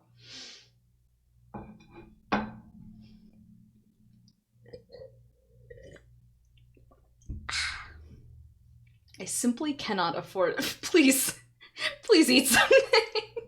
All right. Interlude. Oh yeah, happy Canadian Thanksgiving. It's Thanksgiving up there, right? Yeah, some Wendy's have COVID fries now. What does that mean? Might be egg ramen time. Ooh, that sounds good. Interlude. Excuse me. Backing up the story a little. Somewhere between day and night, in a dim, gloomy room, a girl lay on her side without a stitch of clothing on her. She wasn't moving. The manticore stood next to her. The room was silent. Slowly, elegantly, it stooped over the fallen girl. It brushed aside the girl's hair and kissed her on the forehead. It moved down to her nose, then her chin, neck, chest, stomach, abdomen, licking each of them, leaving a thin blue trail. Everywhere its saliva touched changed color. When it licked the girl all over, the manticore moved its mouth away. The girl's body began to change. All over the surface of her skin, snap, snap. Thin cracks tore open. The manticore watched in silence. At last, the girl's body crumbled inwards like a mud sculpture left in the sun. A purple smoke rose into the air. The manticore sucked the smoke into its mouth.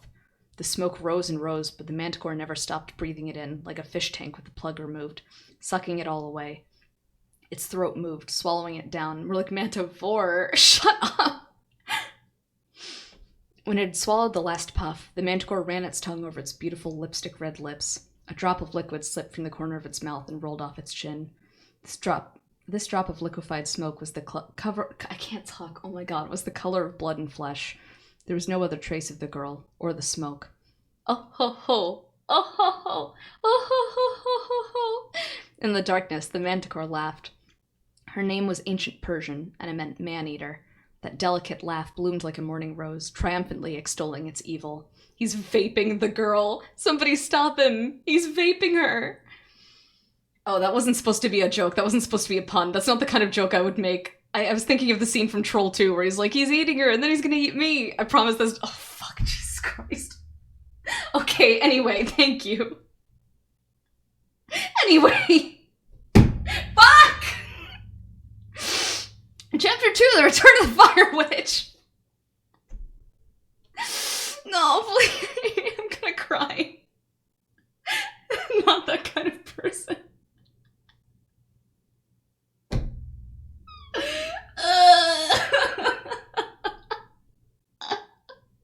Recently. No, please. God damn it. Hi, Nelson. Please stop. You got. Okay, anyway. Recently, a strange rumor, or rather, a bit of a ghost story, had been spreading among the girls of the second-year classes. It's something about the mysterious Boogiepop. Vape juice flavored JK corpse flavored vape juice. Yeah, that. Recently, had been spreading among the girls of the second-year classes. It's something about the mysterious Boogiepop. Boogiepop is short, wears a black cape, and has a tall hat that's sort of like the one Maidel wore in Galaxy Express 999, only narrower. He's an assassin, and he can kill people instantly, without pain. He always does so when you're at your most beautiful, before you start to wither away, before you grow old and ugly. Nobody knows where he's from, but most people seem to agree that he has something to do with the string of missing high school girls in the area. Everyone wants to believe that the runaways were killed by an assassin that wanders in the shadows, fleeting like the morning mist, instead of running off to Tokyo or some other grim reality. Reality is always rather dreary. When people vanish from it, it's natural to want to connect them to some sort of fantasy, to some other world. One day, shortly after summer vacation, I was eating my lunch when the girl in front of me, Kinoshita Kyoko, looked up from her crossword puzzle and asked, "Hey, Suema, what was the actual case that inspired the Village of Eight Graves?" "The Tsuyama 30, I said without a second's thought. "Huh? Tsuyama 30? Hey, it fits! Thanks!" Everyone eating with us was staring at me. "How'd you know that?" "You're obsessed. Don't be stupid, everyone knows that." "We don't. Nobody does." "There was a book on it out last month," I replied in a knowing manner as if to brush them off. "We didn't read it. Why would we?" "You're a little scary, Kazuko." Everyone cackled. "What kind of person can murder someone?" Kyoko asked, suddenly looking up from her crossword again. "What kind?" "All kinds." "I mean, like, who in this class seems likely to?" she said, lowering her voice. "Ooh, do tell, do tell." Everyone leaned closer. Someone a little stiff, like they're off in their own little world and are kind of stubborn when it comes to stuff."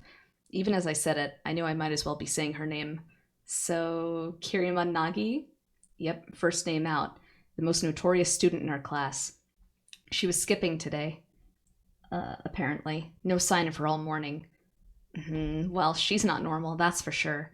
"Not normal? The Fire Witch is 6 kinds of crazy."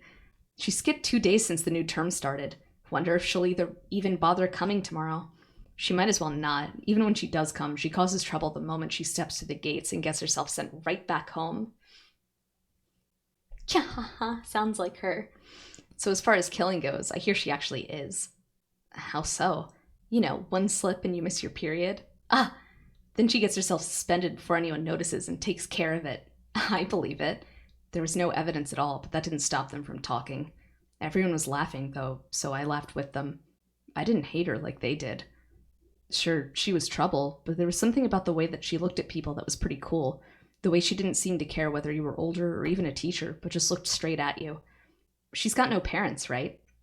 "Yeah, like they live abroad or something? You heard she was the top scorer in the entrance exam, right? But she wasn't the speaker at the entrance ceremony." "No, why?" "Why?" "Her guardian's name isn't Kirima." "She's illegitimate?" "Yeah, she just gets money and lives by herself in some apartment." "No way." "So she can do whatever she wants. Bring a different guy home every day, or like Suema says, start killing. She could have a mountain of bodies at her place, no one would ever know." "In the freezer? All frozen up. Thaws them out and cooks them. Ew, gross." Everyone laughed again. I went along with them. We laughed a bit too loud, and Yurihara-san, who was sitting nearby, looked up from her study guide and glared at us. She was the best student in the class, and in the running for the top of the school. I'd heard she'd taken practice tests at her cram school, and outscored students from the best schools in town 3 times running. She was also beautiful, and a little stuck up, meaning that she had no friends in our class. Even though she might have felt a little out of our league, she somehow knew that all it took was a cold glance to quiet us down. "Maybe Nagi's Boogiepop?" Kyoko said. "Ew, no, Boogiepop's a beautiful boy." At the time, that was my first encounter with the name, so I felt myself compelled to ask about it. "You don't know? But he's a killer." "It's not like I know everything." They filled me in, but I'm into criminal psychology, and this was just some school horror story. God, it was beyond absurd. They made it out to be less of a serial killer, more like some crazed monster. That's kind of scary." Everyone was watching, so I had to pretend to be alarmed. "Kind of a turn on, huh? Wonder how he kills them." With that, they all started babbling away, swooning over this fantasy man of theirs. Did he strangle them? Run them through with a knife? They kept suggesting rather time-consuming methods of killing, and I started to get irritated. "Can we get your expert opinion?" Kyoko asked teasingly, suddenly turning to me. "Sure. Poison gas?" "Ew, like sarin?" they all said at once. "Nah, hydrocyanic acid gas. It's colorless and invisible, but very poisonous, and it kills you instantly. You can spray it on someone, and it vanishes quickly, leaving no evidence. The body isn't even dirty. Smells like peaches." "Huh?" Everyone was staring at me, slightly creeped out. Oops, I thought. I'd done it again. I knew full well this kind of knowledge wouldn't interest them. At this point, the class lady killer, Kimura-kun, came over and said, "What's up?" Everyone replied, "Nothing." Apparently the Boogiepop stories were being kept secret from the boys. A myth only the girls knew. It seemed I was the last one in class to hear about it. I always am. That depressed me a little, so I only half listened to their conversation, nodding when it seemed appropriate. My interest in criminal and abnormal psychology stems from a personal experience I had. 5 years ago, in 7th grade, I was almost killed. There was a serial killer hiding in our town, and he killed himself just when the police were about to catch him. The killer took sexual pleasure in killing, which is freaky enough, but among the notes that he'd left behind was one with my address and a detailed account of the route that I took to school. Had he not killed himself, it turns out I would have been his next victim. The police investigated my family to see if they had any connection to the killer, just to be certain. Of course, we'd never even seen him before, but my parents tried to keep it a secret from me. But I found out when the police started questioning me directly. I'd be lying if I said it wasn't a shock. Wait, are we on someone else's point of view now? Yes. Okay, so we hit chapter 2. It looks like. Was there a part after interlude where we had... Hold on, wait, let me remember what page we're on. We are on page 100. Okay. Yeah. Starting here. Okay. So the first chapter was, what's his name? Why am I blanking? Takeda-kun. The guy who's dating Toka. That was his perspective. And now it's Suema Kazuko's. So it's a different girl in a second-year class who happens to be a true crime fanatic. Cute Megane time. Boogiepop's boyfriend. Yeah.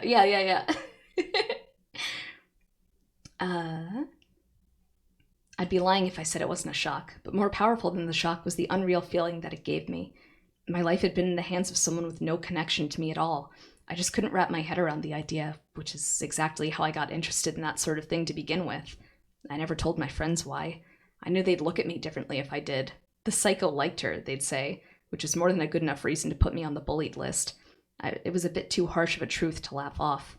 But just being interested in that sort of thing was enough to make me different, and the class tends to treat me like Dr. Murder, but it's a far cry from being bullied. After lunch, we all went off to our 5th period classrooms. Even though I was in the science program, my next class was modern Japanese, a subject that automatically got on my nerves. Our school let you choose between science and humanities concentrations in your second year, but even so, we had to complete one course from the other program during our second year. An absurd requirement, if you ask me. A friend from another class who was also forced to take Japanese walked across the covered walkway with me. Usually there were 3 of us, but Niitoki-san was at a meeting for the discipline committee today. As we walked, the PA came and said, "Miyashita Toka, second year, class C. Please return to the infirmary at once. Miyashita Toka, second year, class C." Huh? Wonder where Toka went, the girl next to me asked. She was in the same class. She was in the infirmary? Yeah, she got sick at the start of 4th bell. Faking it? She is dating a senior. Skipping out for a date? Maybe, but dating is against the rules, so don't tell Niitoki-san, she said, putting her finger in front of her lips. I grimaced back at her. I'd never. They're probably on the roof or something now, she said, glancing out the window. Suddenly she let out a piercing shriek. Startled, I asked, "What?" "There!" She pointed out the window, her finger trembling. "What?" "Boogiepop on the roof!" "Hey?" I stuck my head out the window, but there was nothing. Nothing there. There was! I saw it. It moved away. You sure it wasn't somebody else? Miyashita-san? You guys. I don't think so. It had a black hat on, like a pipe, she said, still in a panic. Clearly she was seeing things, but nobody believes that when it happens to them. Reverse psychology was more effective. If I pretended to believe her, she would start listening to me. Okay, let's go see, I said, and she spun around to stare at me in horror. Huh? If Boogiepop is real, then I want to see him. No, don't! It's dangerous! Don't worry. Go ahead. I'll meet you in class. I headed for the roof. I ran up almost all the stairs, and I was pretty out of breath by the time I reached the door. But the door to the roof was locked. Oh, right. They had belatedly sealed it off after someone had thrown themselves off. I peered out the window. I could see most of the roof, but there was nobody there. When I got down the stairs, she was waiting for me, looking worried. What happened? Nothing there. Really? Yep, I looked everywhere. Huh. I guess I must have imagined it, she said, relieved. I guess, I replied, surprised to find myself disappointed. As we headed to class, it occurred to me that there was a fire escape at the back of the roof, and if someone had gone down that, I wouldn't have been able to see them, but it was too late to go check now. Nothing like that happened again, and our peaceful, safe lives dragged on. I drink. In high school, a classmate of mine once got put into therapy forcefully after posting a list of... Holy shit! That's scary shit, dude. Jesus Christ. Part 2. Say, Suema, what are murderers thinking? Kyoko suddenly asked me one day late in fall, as we were on our way home from work from school. Why? The two of us were walking along the bank of the river. Kyoko and I were the only two members of our circle of friends that walked to school, so we always went home together. Most students take the bus to school. Hardly anyone walks, so there was no one but us on the street. Oh, no reason. Kyoko dried up. You're always asking me stuff like that recently. What's up? Oh, nothing. Never mind. But there had to be a reason for it. Tell me. You see, Kyoko whispered very quietly. Yeah? She's suspended now, right? Huh? Oh, you mean Kirima-san? 2 weeks ago, she'd been suspended for smoking on school grounds. She was due back the next day, though. Do you think she would really kill someone? Huh? I doubted my own ears. Sure, she was the odd girl out, but Nagi was still our classmate. She hardly deserved to be called a murderer. What are you talking about? You said it yourself. When was it? When we were eating lunch. That had been a long time ago. I'd completely forgotten. Did I? I might have. Do you really think so? Kyoko was creepily serious. Even if I did say that, it was just an example, I hastily explained.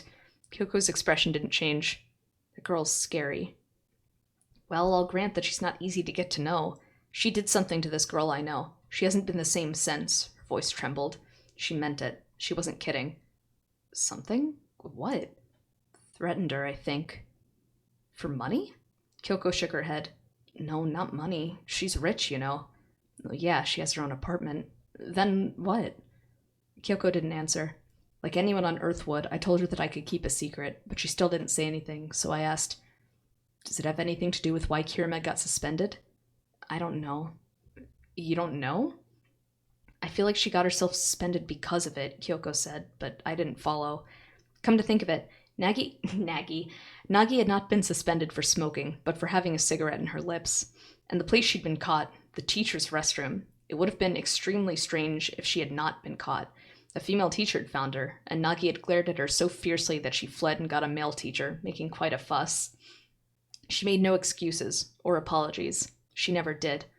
I'd never once heard her say sorry during all the times the teachers had yelled at her. One time, a teacher scolded her for staring out the window, and Nagi had curtly quipped, "You're boring." However, her grades were too good for the teachers to take any drastic measures. Still, she skipped a lot. We're not just talking leaving a bell early either. No, she would drop the whole day, never even come to school, for 3 days running. Yet when she came back, she knew everything that we had covered while she was gone, and she could answer any question that the teachers threw at her. Nobody knew what she did when she wasn't in school, and no one ever had the guts to ask. She was enigmatic and more than a little scary, so somewhere along the line her nickname became the Fire Witch. Word had it this was because she knew some form of black magic, like the Karma Dance, which sounded plausible enough. Even so, it was hard to imagine that she'd intentionally gotten herself suspended. Suspensions went on your permanent transcript. That's going a bit overboard, I told Kyoko, but she didn't answer. She stared up into the air, muttering, "She's gonna kill me." This I could not ignore. Why? What for? Suddenly, Kyoko's entire body shuddered once, then froze. Eee! I followed her line of sight. There was a girl standing on the road a short distance from us. She'd been sitting on the bank and stood up when we approached. She wore an old, worn leather jacket and thick leather pants. There were metallic guards on her knees and elbows, like what bikers wear. Her slightly wavy hair was bound in a bandana, and beneath her eyebrows, her eyes were less glittering than gleaming. She glared at us, at Kyoko. "I've been waiting for you, Kinoshita Kyoko," she said in her distinctive manly voice. It was the suspended Kirima Nagi in the flesh. "No! Ah!" Kyoko screamed. She fled behind me, shoving me towards Nagi. Reeling, I almost smacked right into Nagi as she ran towards us, but Nagi slid by me without so much as a glance in my direction and took off after Kyoko. "Wait!" I yelled as I hurriedly gave chase, but Nagi was fast. Looking closely, she was wearing big black boots. I thought they were rubber at first, but I was wrong. These were steel-toed work boots, the kind that construction workers wear, the kind that can't be crushed, even if several tons fall in them. Kick someone with these and they might as well die. This was clearly not a fashion statement. It was a level beyond biker wear or air sneakers. The bag on her back was strapped to her body and didn't budge as she ran. It was like she was dressed for combat? No normal high school girl would ever dress like that, not even a gang member. She looked more like a hitman.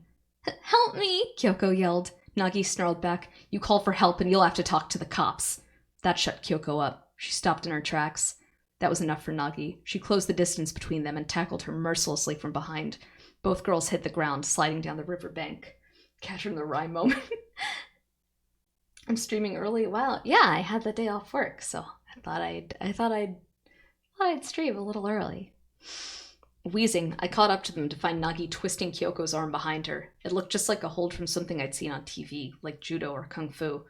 Kyoko couldn't move a muscle. We clearly hadn't learned this sort of wrestling at school. Ow, ow, ow, ow, ow, let go! Want me to go ahead and break it? Even you'll take some time to heal then, huh, Manticore? I have no idea what she meant by that. No, don't! I'll never do it again, I swear! Kyoko shrieked. Stop that, Kirima-san! I cried, jumping on her, but she kicked me away. She spoke to Kyoko again. It's not just me. Echoes is looking for you too. Keep pretending and you'll lose an arm. And then you won't have any hope of winning. What on earth was she talking about? I swear to God I'll never do drugs again. Please don't, please! Kyoko sobbed. Drugs? I know you killed Kusatsu Akiko. Don't lie to me, Nagi roared. I thought my heart was gonna stop. Kusatsu Akiko? That was the name of a first-year girl who had gone missing. I didn't, it wasn't me, I swear, she just gave me the drugs. There was an unpleasant popping sound from Kyoko's arm. Kyoko's eyes rolled up in her head. Damn, you're normal. Nagi snarled and let go. Kyoko rolled down the bank. Kyoko! I shouted, racing over to her and putting my arms around her. Don't worry, I stopped before the joint was destroyed. It'll hurt for a few days and then be fine, Nagi said. Kyoko was trembling. What's going on? I screamed. You should ask Kinoshita herself, Suema-san, Nagi replied. I keep wanting to say Nagisa, her voice completely serene. Kyoko's teeth were chattering. She'd been scared half to death. Understandably, so had I. So this is the Batman girl? Yeah, Nagi's Batman. She's JK Batman. Seeing you in the morning made me smile. Oh, thank you, Mimi. Welcome. This is going too far. But it's better than getting arrested. Right, Kinoshita? Nagi said. Kyoko stiffened. I hope you learn from this. Next time you'll know better than to do stupid shit just because your friends do it. She turned to leave. Wait, I yelled. Nagi looked at me and said, Suema-san, maybe it's time to let go of what happened 5 years ago. Get too hung up on something like that and it'll come back to haunt you. Her gruff voice matched her boyish face perfectly, but that wasn't the problem. How did she know I'd nearly been murdered 5 years ago? Hold on a minute! I tried to stop her, but the fire witch stalked away without a word. I think I'm gonna take a bathroom break before I start part 3, if that's okay with everyone. So we can take a little 5-minute break. I'll use the bathroom, refill my water, perhaps get another potato even if I won't eat it. We'll see. Just having it accessible would be nice. So let's meet back up in 5 or so minutes, yeah? Is that okay? Okay, I'll see you soon.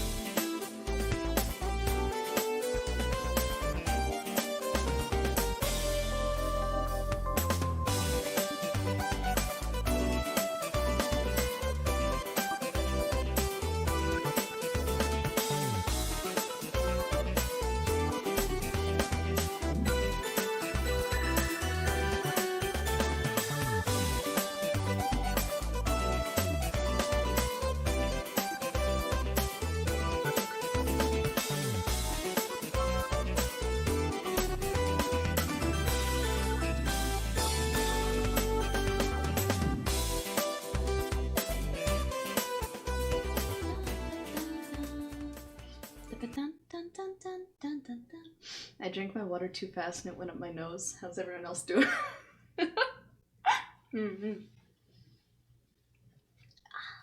You're lifting to the Takamura Takako BRB screen? Hell yeah! Oh, hell yeah! No, you should join us in the fitness channel in the Discord. I want to be more active in it too, I was thinking. Oh, it's a real nice environment. So, if you have any interest in fitness, I guess that's an open thing to everyone. Where is it? If you're not already in it, feel free to join. And if you are, feel free to discuss. Anyway, any % water drinking speedrun didn't go well then? No, it was one of those things where like I had just enough water in the glass to not want to refill it. I was like, oh, I'll just finish this first. But it was like just too much water to swallow, and I didn't realize it until after it was already in my mouth, so I tried anyway. And oops. Take a look, I posted a workout selfie in there. Oh, did you? Let's see. Joke though. Oh, hell yeah, you're killing it, dude. Here you go. I gotta work out after stream too, so we're all doing it together. Every day is leg day when you have to work. Oh god. Fitness whole VTuber in my subscriptions. Shut up! What are you talking about? Fitness whole glass of water in my mouth. Anyway. Let's get back to it. Part 3. I had to swear to keep it a secret before Kyoko would tell me anything. We were at the same junior high, she said. Excuse me. We were all on the table tennis team. Even in junior high. What, is that a comma? Yeah, even in junior high we hung out together. Kusatsu was one of us, but a year younger. She was team captain when we were third years, so we sort of stopped thinking of her that way. So 3 months ago, Kusatsu called to say she had something good, and that everyone should hook up with her. It was a weird sort of drug. No, not uppers. I think it was something else. It was a sort of bluish see-through liquid. You took a sniff of it, and it was like your head opened up, like you became transparent, like every corner of your body was washed clean. Glue? No, I don't know, but it didn't have that strong a smell. Kusatsu didn't tell us much, but she said some pharmaceutical company had created it as a test product. Yeah, it was probably bullshit, but hey, it was free, so we all tried it out. Right, she never charged us anything. She was never exactly a generous person, so I'm not sure why. And a little while later, people from our group started running away. No, I don't know where they went. They didn't tell anyone. They just, vanished. Yeah, girls from other schools, too. And then Kusatsu vanished. By this point, the rest of us were starting to wonder if it had something to do with the drugs. We didn't know where she got it, but maybe it was something nobody was supposed to know about. Yeah, and they were taking us out. Then suddenly, one of us announced that she wasn't going to have anything to do with us anymore. This made us nervous. We had to know why. Poppers? Poppers? Hello, Hikage. Hello, Kege. How are you? Oh, sick. And we're on chapter 2 of Boogiepop. She said Kirima Nagi had threatened her. Somehow, she had found out about the drugs, and she told her to never touch them again. Not just the one, though. She hit every girl in order. I was the last one.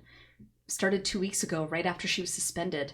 That's why I said she had intentionally gotten herself suspended, so she would have a good reason for not coming to school so that she could move freely. No, I'm never touching drugs again. Huh? No way. Why would I know Kirima Nagi? I've always avoided her up till now. Please don't tell anyone, Suema. Keep it a secret. I probably shouldn't have told you either, but I had to. I just had to. Keeping quiet was just too frightening. It was crushing me. She trailed off. I held Kyoko, comforting her until she stopped crying. Then we killed some time in a booth at First Kitchen. Oh, thank you for the raid, Thunder Raiden. How are you?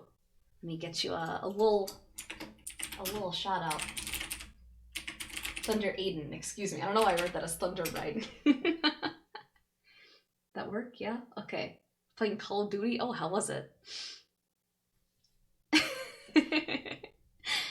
Let's see.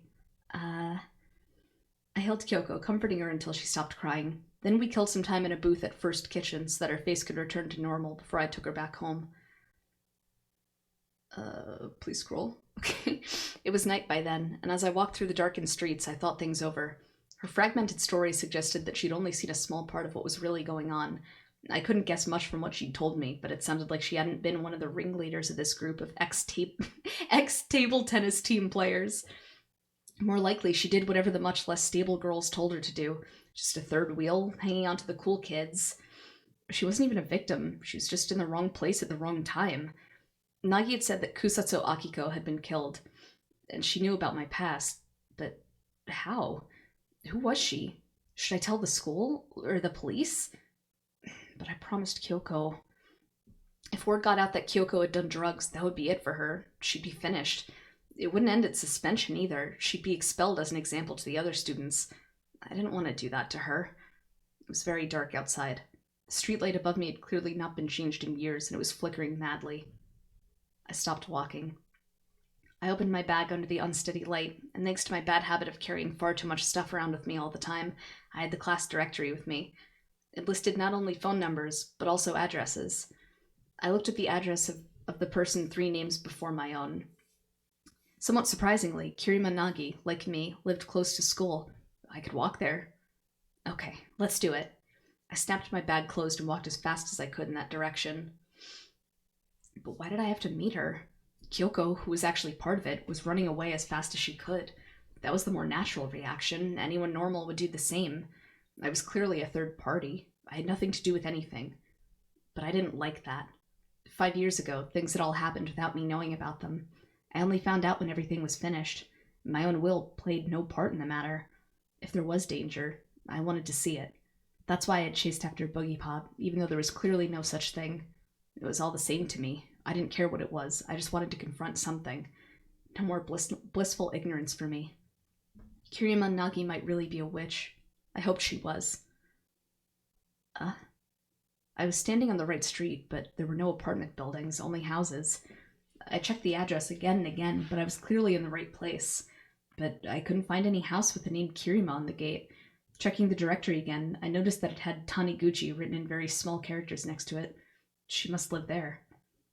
It must be that guardian with a different name. There was a house with Taniguchi on the gate, and the numbers seemed to match. Yo, these witches doing drugs? Yeah. It was a really normal-looking home, a ready-built house like any other. A little on the wealthy side, but normally so. Unable to connect it with Nagi's bizarre appearance during our earlier encounter, I hesitated, debating for a long time before I pushed the buzzer. When I finally did, it made a half-hearted, ultra-normal ding-dong sound. Who is it? The vor? No! The voice from the intercom said, surprising me. Ugh. It wasn't Nagi's voice, but rather that of a boy. Is Kirima-san? I stuttered, all flustered. You're Nagi's friend? The voice said quite cheerfully. Shut up! It was an accident. Metaphorically, yeah. A moment later, the door swung open. The cheery boy stood in the doorway. He was taller than either Nagi or me, but younger, probably in junior high. And that smile, it was friendly and warm. Hitsure, karimashita. Do I have to listen to Panic on the Dance Floor before I listen to Vor on the intercom? Shut up! It was an accident, a verbal typo. Leave me alone. Come on in. But Nagi's not home yet, I'm afraid. Oh, come in and wait. She should be back soon. He led me to the guest room. The inside was normal, too. There was even a set of little dolls in the shape of the zodiac sign sitting up on the cabinet. Here, the boy said, putting a cup of tea and a plate of cookies in front of me. Thanks. It was really good. I know nothing about tea, but I'm pretty sure this is what they called good tea. Please. Kazuko. Gosh, I don't think I've ever met a friend of Nagi's before, the boy said airily. You are? I asked. Her brother, he replied. They looked nothing alike. I'd heard Kirima-san lived alone, so... Yeah, I got here about 6 months ago. I lived abroad with my parents until last spring, but I've got entrance tests for high school next year, so I thought that I ought to get used to Japan first. Oh, this is where they meet the Zodiac Killer. Yeah. A Zodiac Killer? Isn't that a Boogiepop reference? Oh.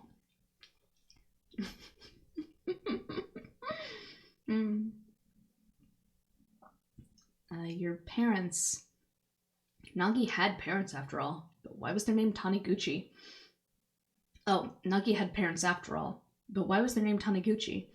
At this point, we heard a voice call out, "I'm home," from the entrance. It was Nagi. "In here," her brother said as he stood up and went to meet her. "You brought another girl home?" Nagi said. Her brother laughed. "This one's yours. She's been waiting for you." I nearly yelped when Nagi came in.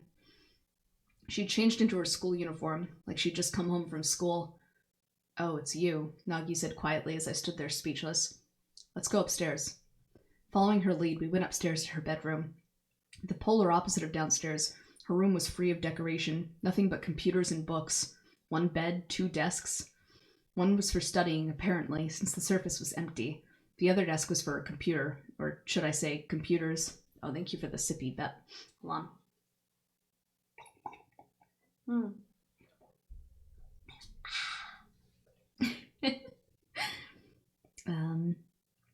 It was kind of hard to tell just how many she had. There were multiple boxy computer towers and an assortment of other machines attached to them. She had 3 different monitors. Fucking queen, 3 monitors kicks ass. All lined up next to each other. This, I want to repeat, this was back in the fucking, when was this published? Like 98, 97, 99? Something absurd like that. 3 monitors? A high school girl? Gamer queen, you're right. At first I assumed 2 of them might have been televisions, but the screensavers were a dead giveaway. Worse, the pile of machinery spilled out onto the floor, filling nearly half of the 10-mat room.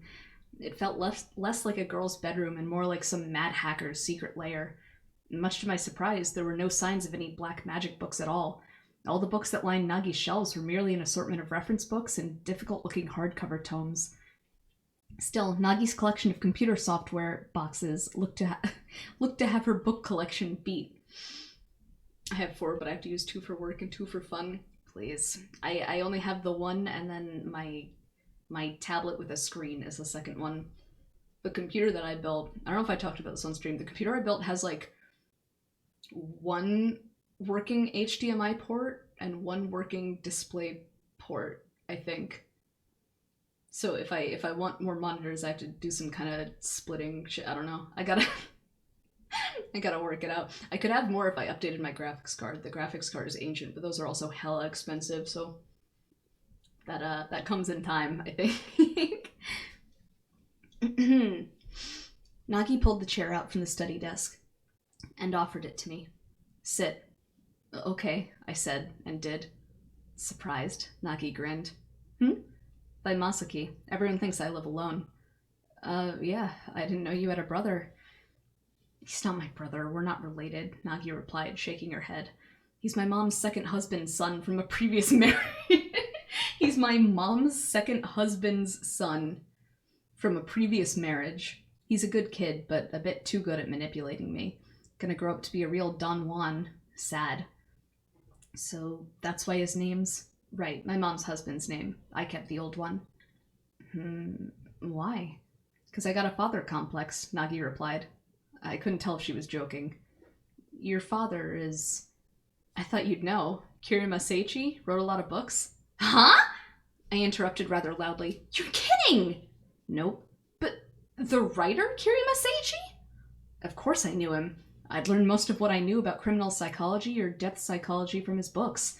The Scream Inside, multiple personality disorder, or When a Man Kills a Man, or When the Killer's Mind Changes, or A Nightmare of Boredom, or The Proliferation of Dunno, or Verse Imaginator, and so on.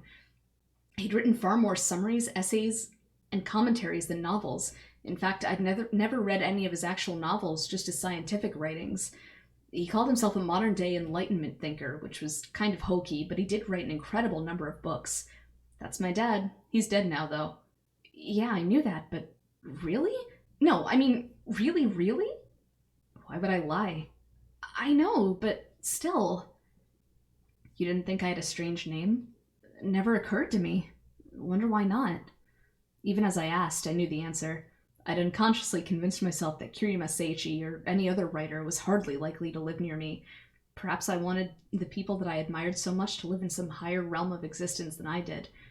Basically, I'm living off the inheritance. Can't really beat it either. Pays for school.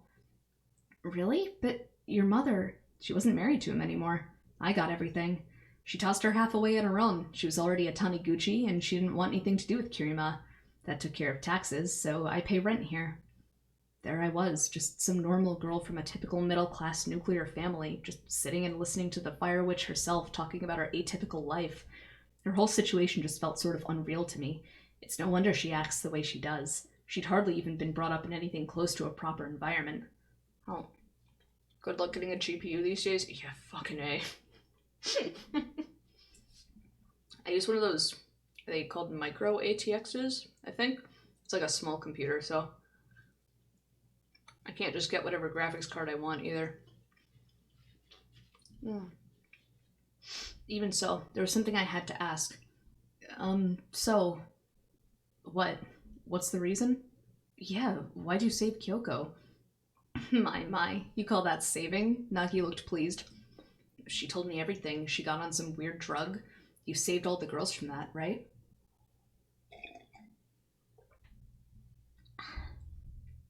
Maybe I did. Maybe I didn't. Boogiepop. Hello, JJ. How are you?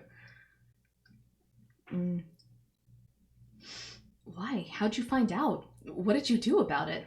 I was relentless. Nagi simply stared back at me. I felt my heart beating. She was certainly pretty. I felt like she might actually say I used magic. What she actually said was, my father died when I was 10. Come on. Oh. Awake? Yeah, you and the rest of us. Somehow, some way, we're getting through this Monday.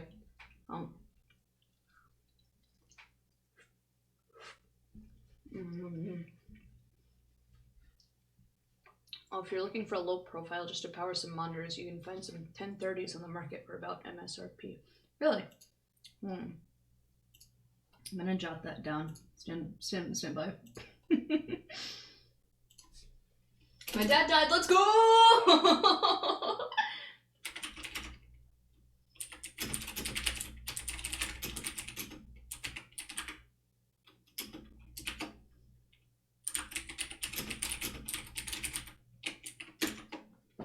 Batman-chan, yeah, that's Nagi. Right, I stuttered, feeling like I should make some response. She carried on as if she didn't care whether I was listening or not. My mother had already left us when he died, so there were only the two of us in the house. He never drank, and he never chased after women. All he did was work. One day I came home from school and found him lying on the floor. I called an ambulance, but all I could do was wait next to him as he spit up blood. He asked me, Nagi, what do you think about being normal? I didn't know what he meant, so I shook my head. He said, normal means you leave everything as it is and nothing ever changes. If you don't like that, you've got to do things that aren't normal. That's why Those were his last words. He passed out and never woke up again. The cause of death was gastric perforation leading to dissolution of the internal organs. Disgusting way to die. I even heard that when the doctor cut his stomach open during the surgery, the smell was so bad that veteran nurses started puking all over the floor.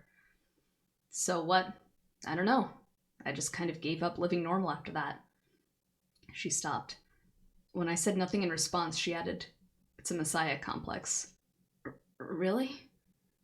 I got a 3070 and it took from January this year until early May. Sheesh! Do I need a new GPU made? They're sometimes easier to track down in cyberspace. I do. I really do, actually. I might talk to you about it, KK. Thank you. When you eat the 2x spicy ramen, I'm gonna be doing that this Saturday. I'm gonna fucking die. Oh, what a lovely way to expire. I know, right? Oh. Sounds excruciating. Alright, I'm putting my potato down. Gonna drink some water and then I'll be good.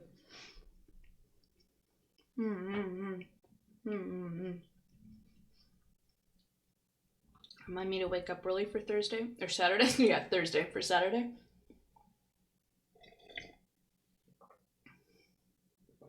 Oh, jeez, sorry. I hit the microphones. Tell me what your preferences and budget are and I'll do my best. You're a queen, thank you so much. I had a bunch of friends help me build my computer, so even though I did it, I don't know shit about it or how it works. Vine boom Takako. It's one of the noises I wanted on my soundboard. The only one I have set up is this one.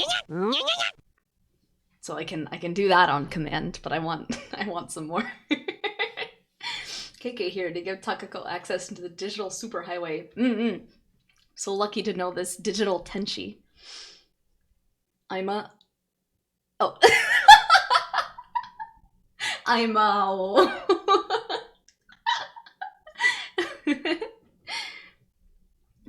Really?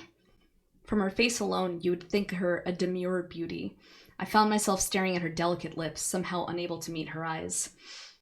I'm a psycho, all right. Got all the childhood trauma anyone could want right here. She said disturbing things so easily. Still, she didn't look like a monomaniac to me. But that's... I started to say, but Nagi turned towards the computer behind her, cutting me off. She logged into one of the computers, loaded up some program, and hit a few keys. A list popped up on one screen. It rolled upwards from the bottom of the screen. It appeared to be a list of people's names with numbers after them. Here, she said, pointing at the screen. It read 2D33, or 33, Suema Kazuko, 8:25 a.m. to 3:40 p.m. That's... I said, realizing that it was my very own attendance record. I'm logged into the school's network. You can get a basic outline of students' movements with this. I noticed Kinoshita's group was suddenly getting worse, so I checked it out. Hit the drug story. I was horrified. Isn't this illegal? Of course it is, she said readily. My mouth moved, but nothing came out. I have to do this, she said quietly. Schools are kind of isolated from the rest of society. It's a strange environment where the police can't do jack. Something violent happens, whether it's caused by a student or a teacher, and the first thing they do is try to cover it up.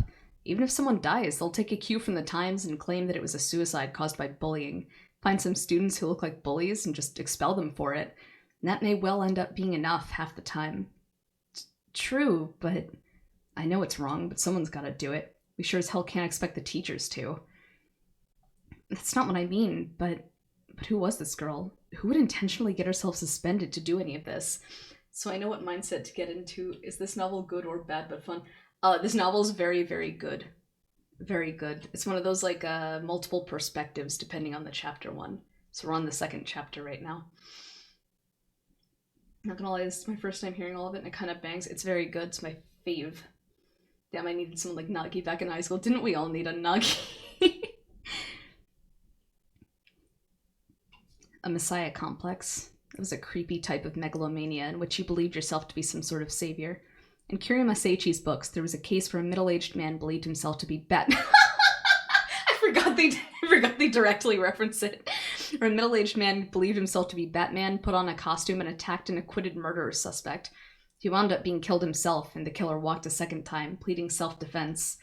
If the suspect had truly been innocent, the whole thing was a tragedy based on absurd principles. But if he had been guilty, then it was a tragedy in which justice had been utterly defeated by evil. Either way, it was a sad tale to recount. And that was how Kirima Nagi saw herself. Certainly, Kiryu Maseichi spent most of his life analyzing sinister phenomena in the underbelly of the human mind, putting out books and articles on the distortions of reality that made people commit crimes. So, if you wanted to, you could certainly make a case for him having a messiah complex as well. That his daughter, a daughter who diagnosed herself as having a father complex no less, was the same, was not particularly odd, but as I sat there in silence, Kirima thrust a phone at me. Not one on the house's line, but one undoubtedly taken out in her name and paid for out of her own pocket. Call. Who? I asked, my eyes widening. Much to my surprise, Nagi replied, Your house, of course. Tell them you're bringing a friend home for dinner, that they should make extra. What a queen. How to get Fire Witch GF. Please tell me. Part 4. The next day, Nagi came to school, off for suspension. Kyoko avoided her, and despite chasing us down the day before, Nagi acted as if she didn't even know us. Right from the start of first period, she was slumped over her desk, sleeping soundly. The teacher said nothing, apparently letting sleeping dogs lie. Nagi stood up to go to the bathroom once during break, and I slid out after her without letting Kyoko see me. Kirima-san, I said. She looked back remotely, clearly still half asleep. Oh, you again. Sorry, but I'm gonna be up all night tonight, so I need to get some sleep while I still can. Talk to you later, okay? Her business finished, she returned to class and went straight back to sleep. I was itching to talk with her more about yesterday, but any attempts that I tried to make were clearly going to be thwarted. I had ended up taking Nagi home for dinner the night before. Why? Because she said, your folks probably get excessively worried when their daughter comes home late with what happened before and all. Tell them that you met me and that you invited me over since my parents are off on holiday. Since she was right, I did as I was told. Her non-blood relative brother said, "Come again," as we left the Taniguchi house. It was pitch black, the sun having long since set. We set off on foot, with Nagi silently following after me. Unable to stand the silence, I asked a foolish question. "Don't you ever show your soft side, Kirima-san?" "Sure. I'm careful not to be too hardcore. I can play a normal girl." Her voice went up an octave as she said this, and she forced the corners of her mouth upwards into a dubious-looking smile. She was a pretty girl, so it didn't look all that unnatural. "Well, good," I said, laughing. But what I'd asked her wasn't really what I'd wanted to know. As I squirmed, she said, "You're smart, aren't you?" "I suppose." I wasn't sure how to take this, coming from the girl who was the top scorer on the entrance exams and the top student in the school, as far as makeup tests were concerned. "I think so. That's why I explained to you what I did, you know?" "Yeah, I won't tell anyone." I meant it. After all, no one would believe me. She shook her head. "That's not what I mean. About Kirima Seichi." "What about him?" "You've been studying his books, yet his daughter's doing this stupid kind of shit all the time. In other words, get out while you still can." Her shoulders slumped. I stopped in my tracks and just looked at her. "Why do you say things like that?" "Why? That mess 5 years ago has nothing to do with you. Let go of it. It'll come back to haunt you. It'll warp your personality, just like it has mine." "Why?" "Why?" Nagi looked slightly irritated. "Do you really want to end up like me?" Her eyes glared at me, her face that of the fire witch. But I didn't pull back. I wasn't afraid anymore. I glared right back into those eyes. "How did you know that I was almost killed 5 years ago? I never told anyone." Nagi stiffened. She'd made a mistake. That is... You've barely spoken to anyone in class, so you must have assumed that Dr. Murder's past was public knowledge. But nobody knows. Just the police who are a part of it. Just my parents and the police." Nagi turned her head to the side to avert her gaze. "Oh my god." Nagi remained silent. "So it was you," I said. "You saved me." They told us the killer hung himself, but that explanation never sat all that well with me. She had taken him out, just like she had saved Kyoko. It's not important. It was a long time ago," she said, sullen. "It's pretty dang important to me. I've been over this hundreds of times. Why am I still alive? I'm only alive because the killer went and killed himself? Yeah, that makes me feel real good knowing that. That means that means that the only way that good things happen is if you just sit and wait for bad things to self-destruct. What kind of explanation is that? It sucks.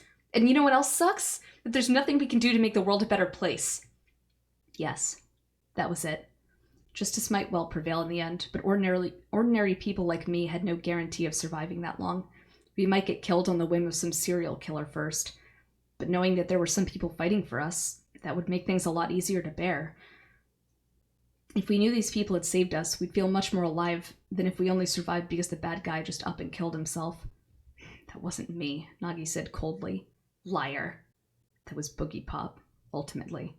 Suddenly presented with the name of a fictional character, an urban legend, I was put off my stride. "Huh?" I said, dazed. "Never mind. The point is, you've nothing to feel responsible for," she said roughly. Her tone seemed to imply that she'd been joking a moment before, evading my question. "But Please, I don't want to talk about it," she said and bit her lower lip. And so we walked on, without my having said the most crucial thing. That line's not any better than it was in the preamble. Which one? No, that was Boogiepop, ultimately? Yeah. Is this ebook easy to source? Oh, I bought it from Bookwalker. I should probably grab a link in case any of you are interested in reading ahead. Hold on. Chotto.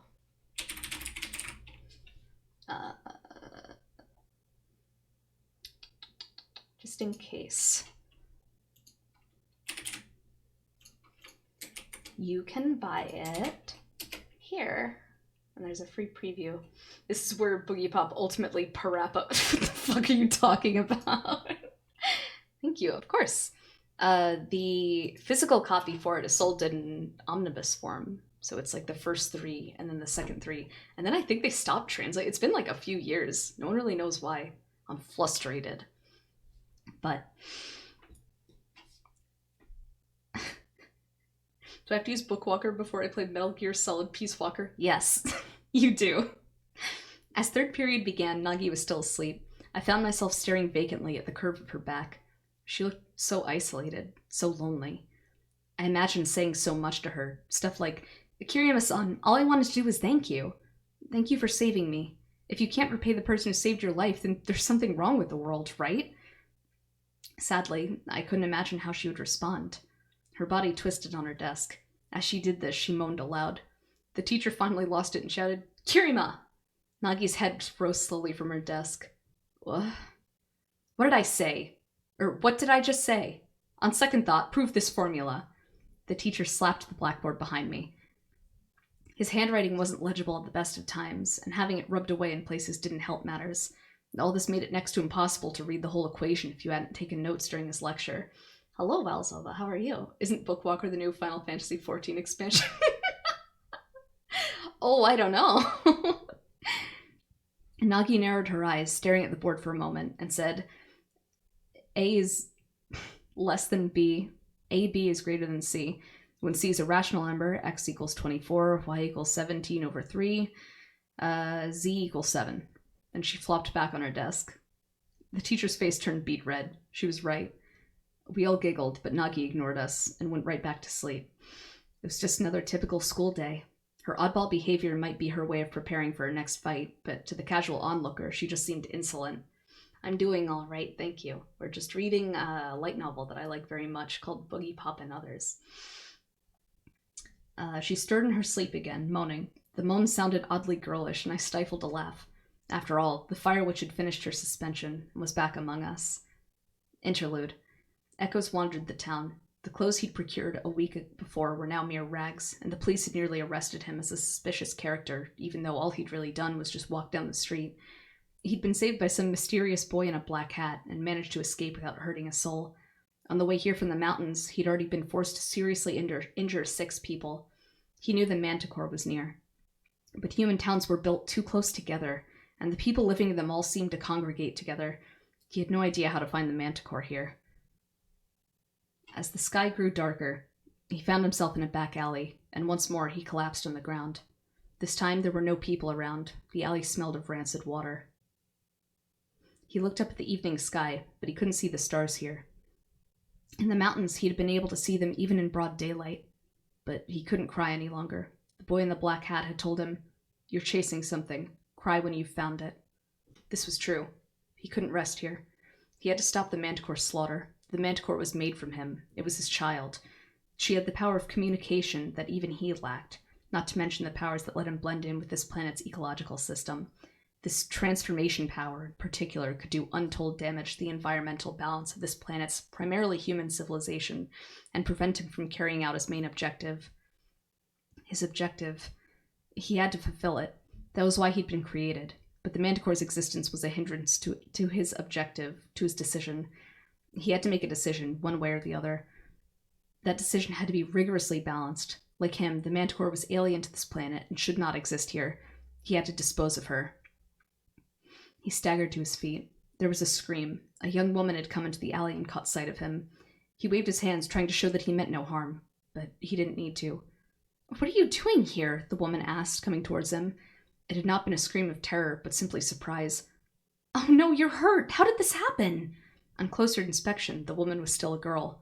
Without any reluctance, she wiped the blood from the wound on his head with an expensive-looking designer handkerchief. The wound itself had long since healed, and he felt no pain from it, but the blood was still there, dried to his skin. "Hurt," he said, trying to explain that it didn't need tending, but there were few words in her speech for him to return, and he could not produce a phrase with meaning. "What should I do? Call the police?" Police was all he could say, but somehow the girl understood what he meant from this. "No police, huh? Okay, where's your house? Nearby?" He picked some words from her speech, forcing a sentence. "No house." When he spoke to people, he could only return words they had spoken, so as to not provide them with information beyond the limits of their understanding. "Homeless? Looks like you're in some kind of trouble." He nodded. He waved his hands, telling her to back away from him. She patted him gently on the shoulder, body language for calm down. "No way, Jose. I leave you here and I won't be able to sleep at night." Somehow, she seemed to understand what he wanted to say, even though he couldn't speak directly. Let me see. For the moment, let's put you in school. There's a card reader at the gate to get in, but I think I know a back way in. School? Yeah, I live in an apartment building, but there are prying eyes everywhere. See? You aren't the only one with problems, she said jokingly and grabbed his arm, pulling him forcibly to his feet. Then she dragged him after her. He didn't know what else to do, so he followed her. Who was she, he thought, and almost instantly she answered. Me? My name's Kanekishiro Naoko. I'm a senior at Shinyo Academy. You? Ooh. He couldn't answer. He was not allowed to provide humans with information about himself. You can't talk? Can't talk. You're talking now. They call you Echoes? Strange name. Almost like it was made for me to call you by. Kanekishiro giggled. She'd not yet noticed that she was understanding things that he hadn't said. She smiled at him. Don't worry, I know this kooky girl named Nagi. Anytime there's trouble, we talk to her, and she usually takes care of it. Assuming you aren't a bad guy, Echoes, she finished with a wink. She pulled out a cell phone, thumb flying over the keys, dialing this Nagi person with a practiced motion. And then we'll stop here, I think, for tonight. Amogus. Since you're a fan of the light novels, what do I think of the anime adaptations? You watched them in the past but couldn't get too invested. Do you recommend trying it again? Yes and no. I talked about this briefly earlier. I really, really like Boogiepop Phantom. The problem is it takes place in between the first two light novels. So if you go in blind, it's pretty, hard to follow along with, I think. There are parts of Boogiepop Phantom that are... Well, the whole thing is, technically original. It's not really an adaptation. But there are parts of it that are, totally original. Just have nothing to do with the light novel. But as the series goes on, it ties more and more into the light novel. Which means the further in you get, the less it'll, kind of make sense. So, if you stick around and you read this, or you read it on your own time, I would recommend rewatching it, if you have time, giving that another shot. The recent anime is an adaptation of this novel. And I talked about it a bit before, but I'm not really a huge fan of it. I think the multiple perspective thing for narration is really important for this book. I think it gives it, a really good feel. And I think it makes the non-chronological storytelling a lot more apt. But when you don't have direct narration in the anime medium, it just sort of feels like the story is jumping around a lot. You don't actually get the sense that you're just seeing things from one person's perspective at a time. It just seems like it's jumping around. I didn't really like it. I dropped it after 4 episodes. My friend put it very well when he said, the scariest thing about the Boogiepop anime is the art. So I wouldn't really recommend it. If you want to, you can. If only to compare it to the light novel at this point. They made Naoko not blonde, which pissed me off, but what can you do? But yeah, I'd recommend Phantom for sure.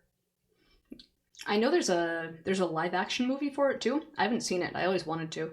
The order and pacing in the anime is jarring. Yeah, not in the good way. Sussy baka. This dude, Saotome Masami, he's a fucking sussy baka. Boogiepop fandom. Boogiepop fandom.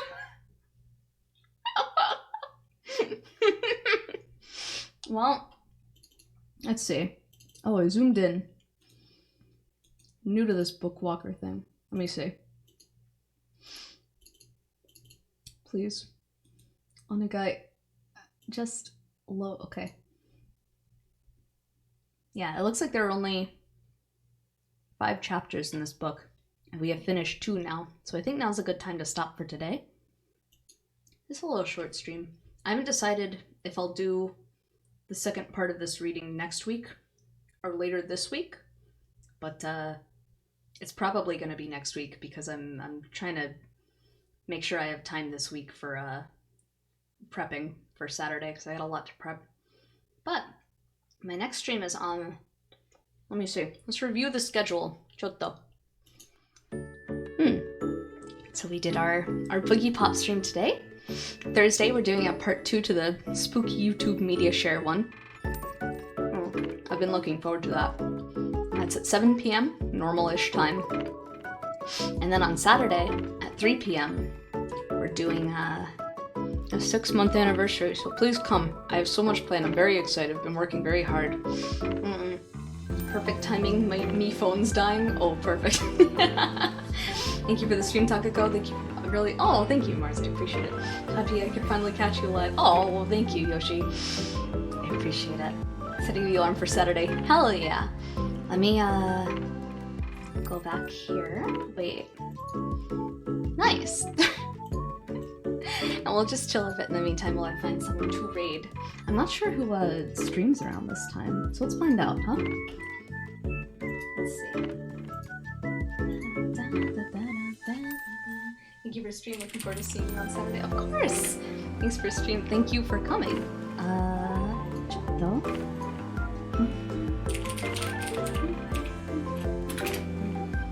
A few people on right now? Let's see.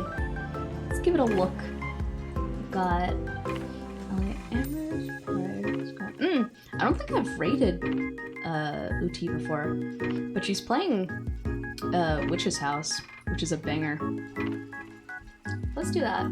Let's raid yeah. Oh, we have the same thought. We're going to raid my friend Pride-chan. That should be good. If you are new here are my socials. If you'd like to follow me or add me anywhere, feel free, or join our Discord. And here are your raid messages. If you want to put the word spooky in there, you're welcome to. Otsu, hi. I'm glad you enjoy it, and I'm glad that I can spread such a good book to everybody. And so, look forward to part 2 of this, I suppose. But I will be around. I'll talk to you later, okay? Otsukare, oyasumi.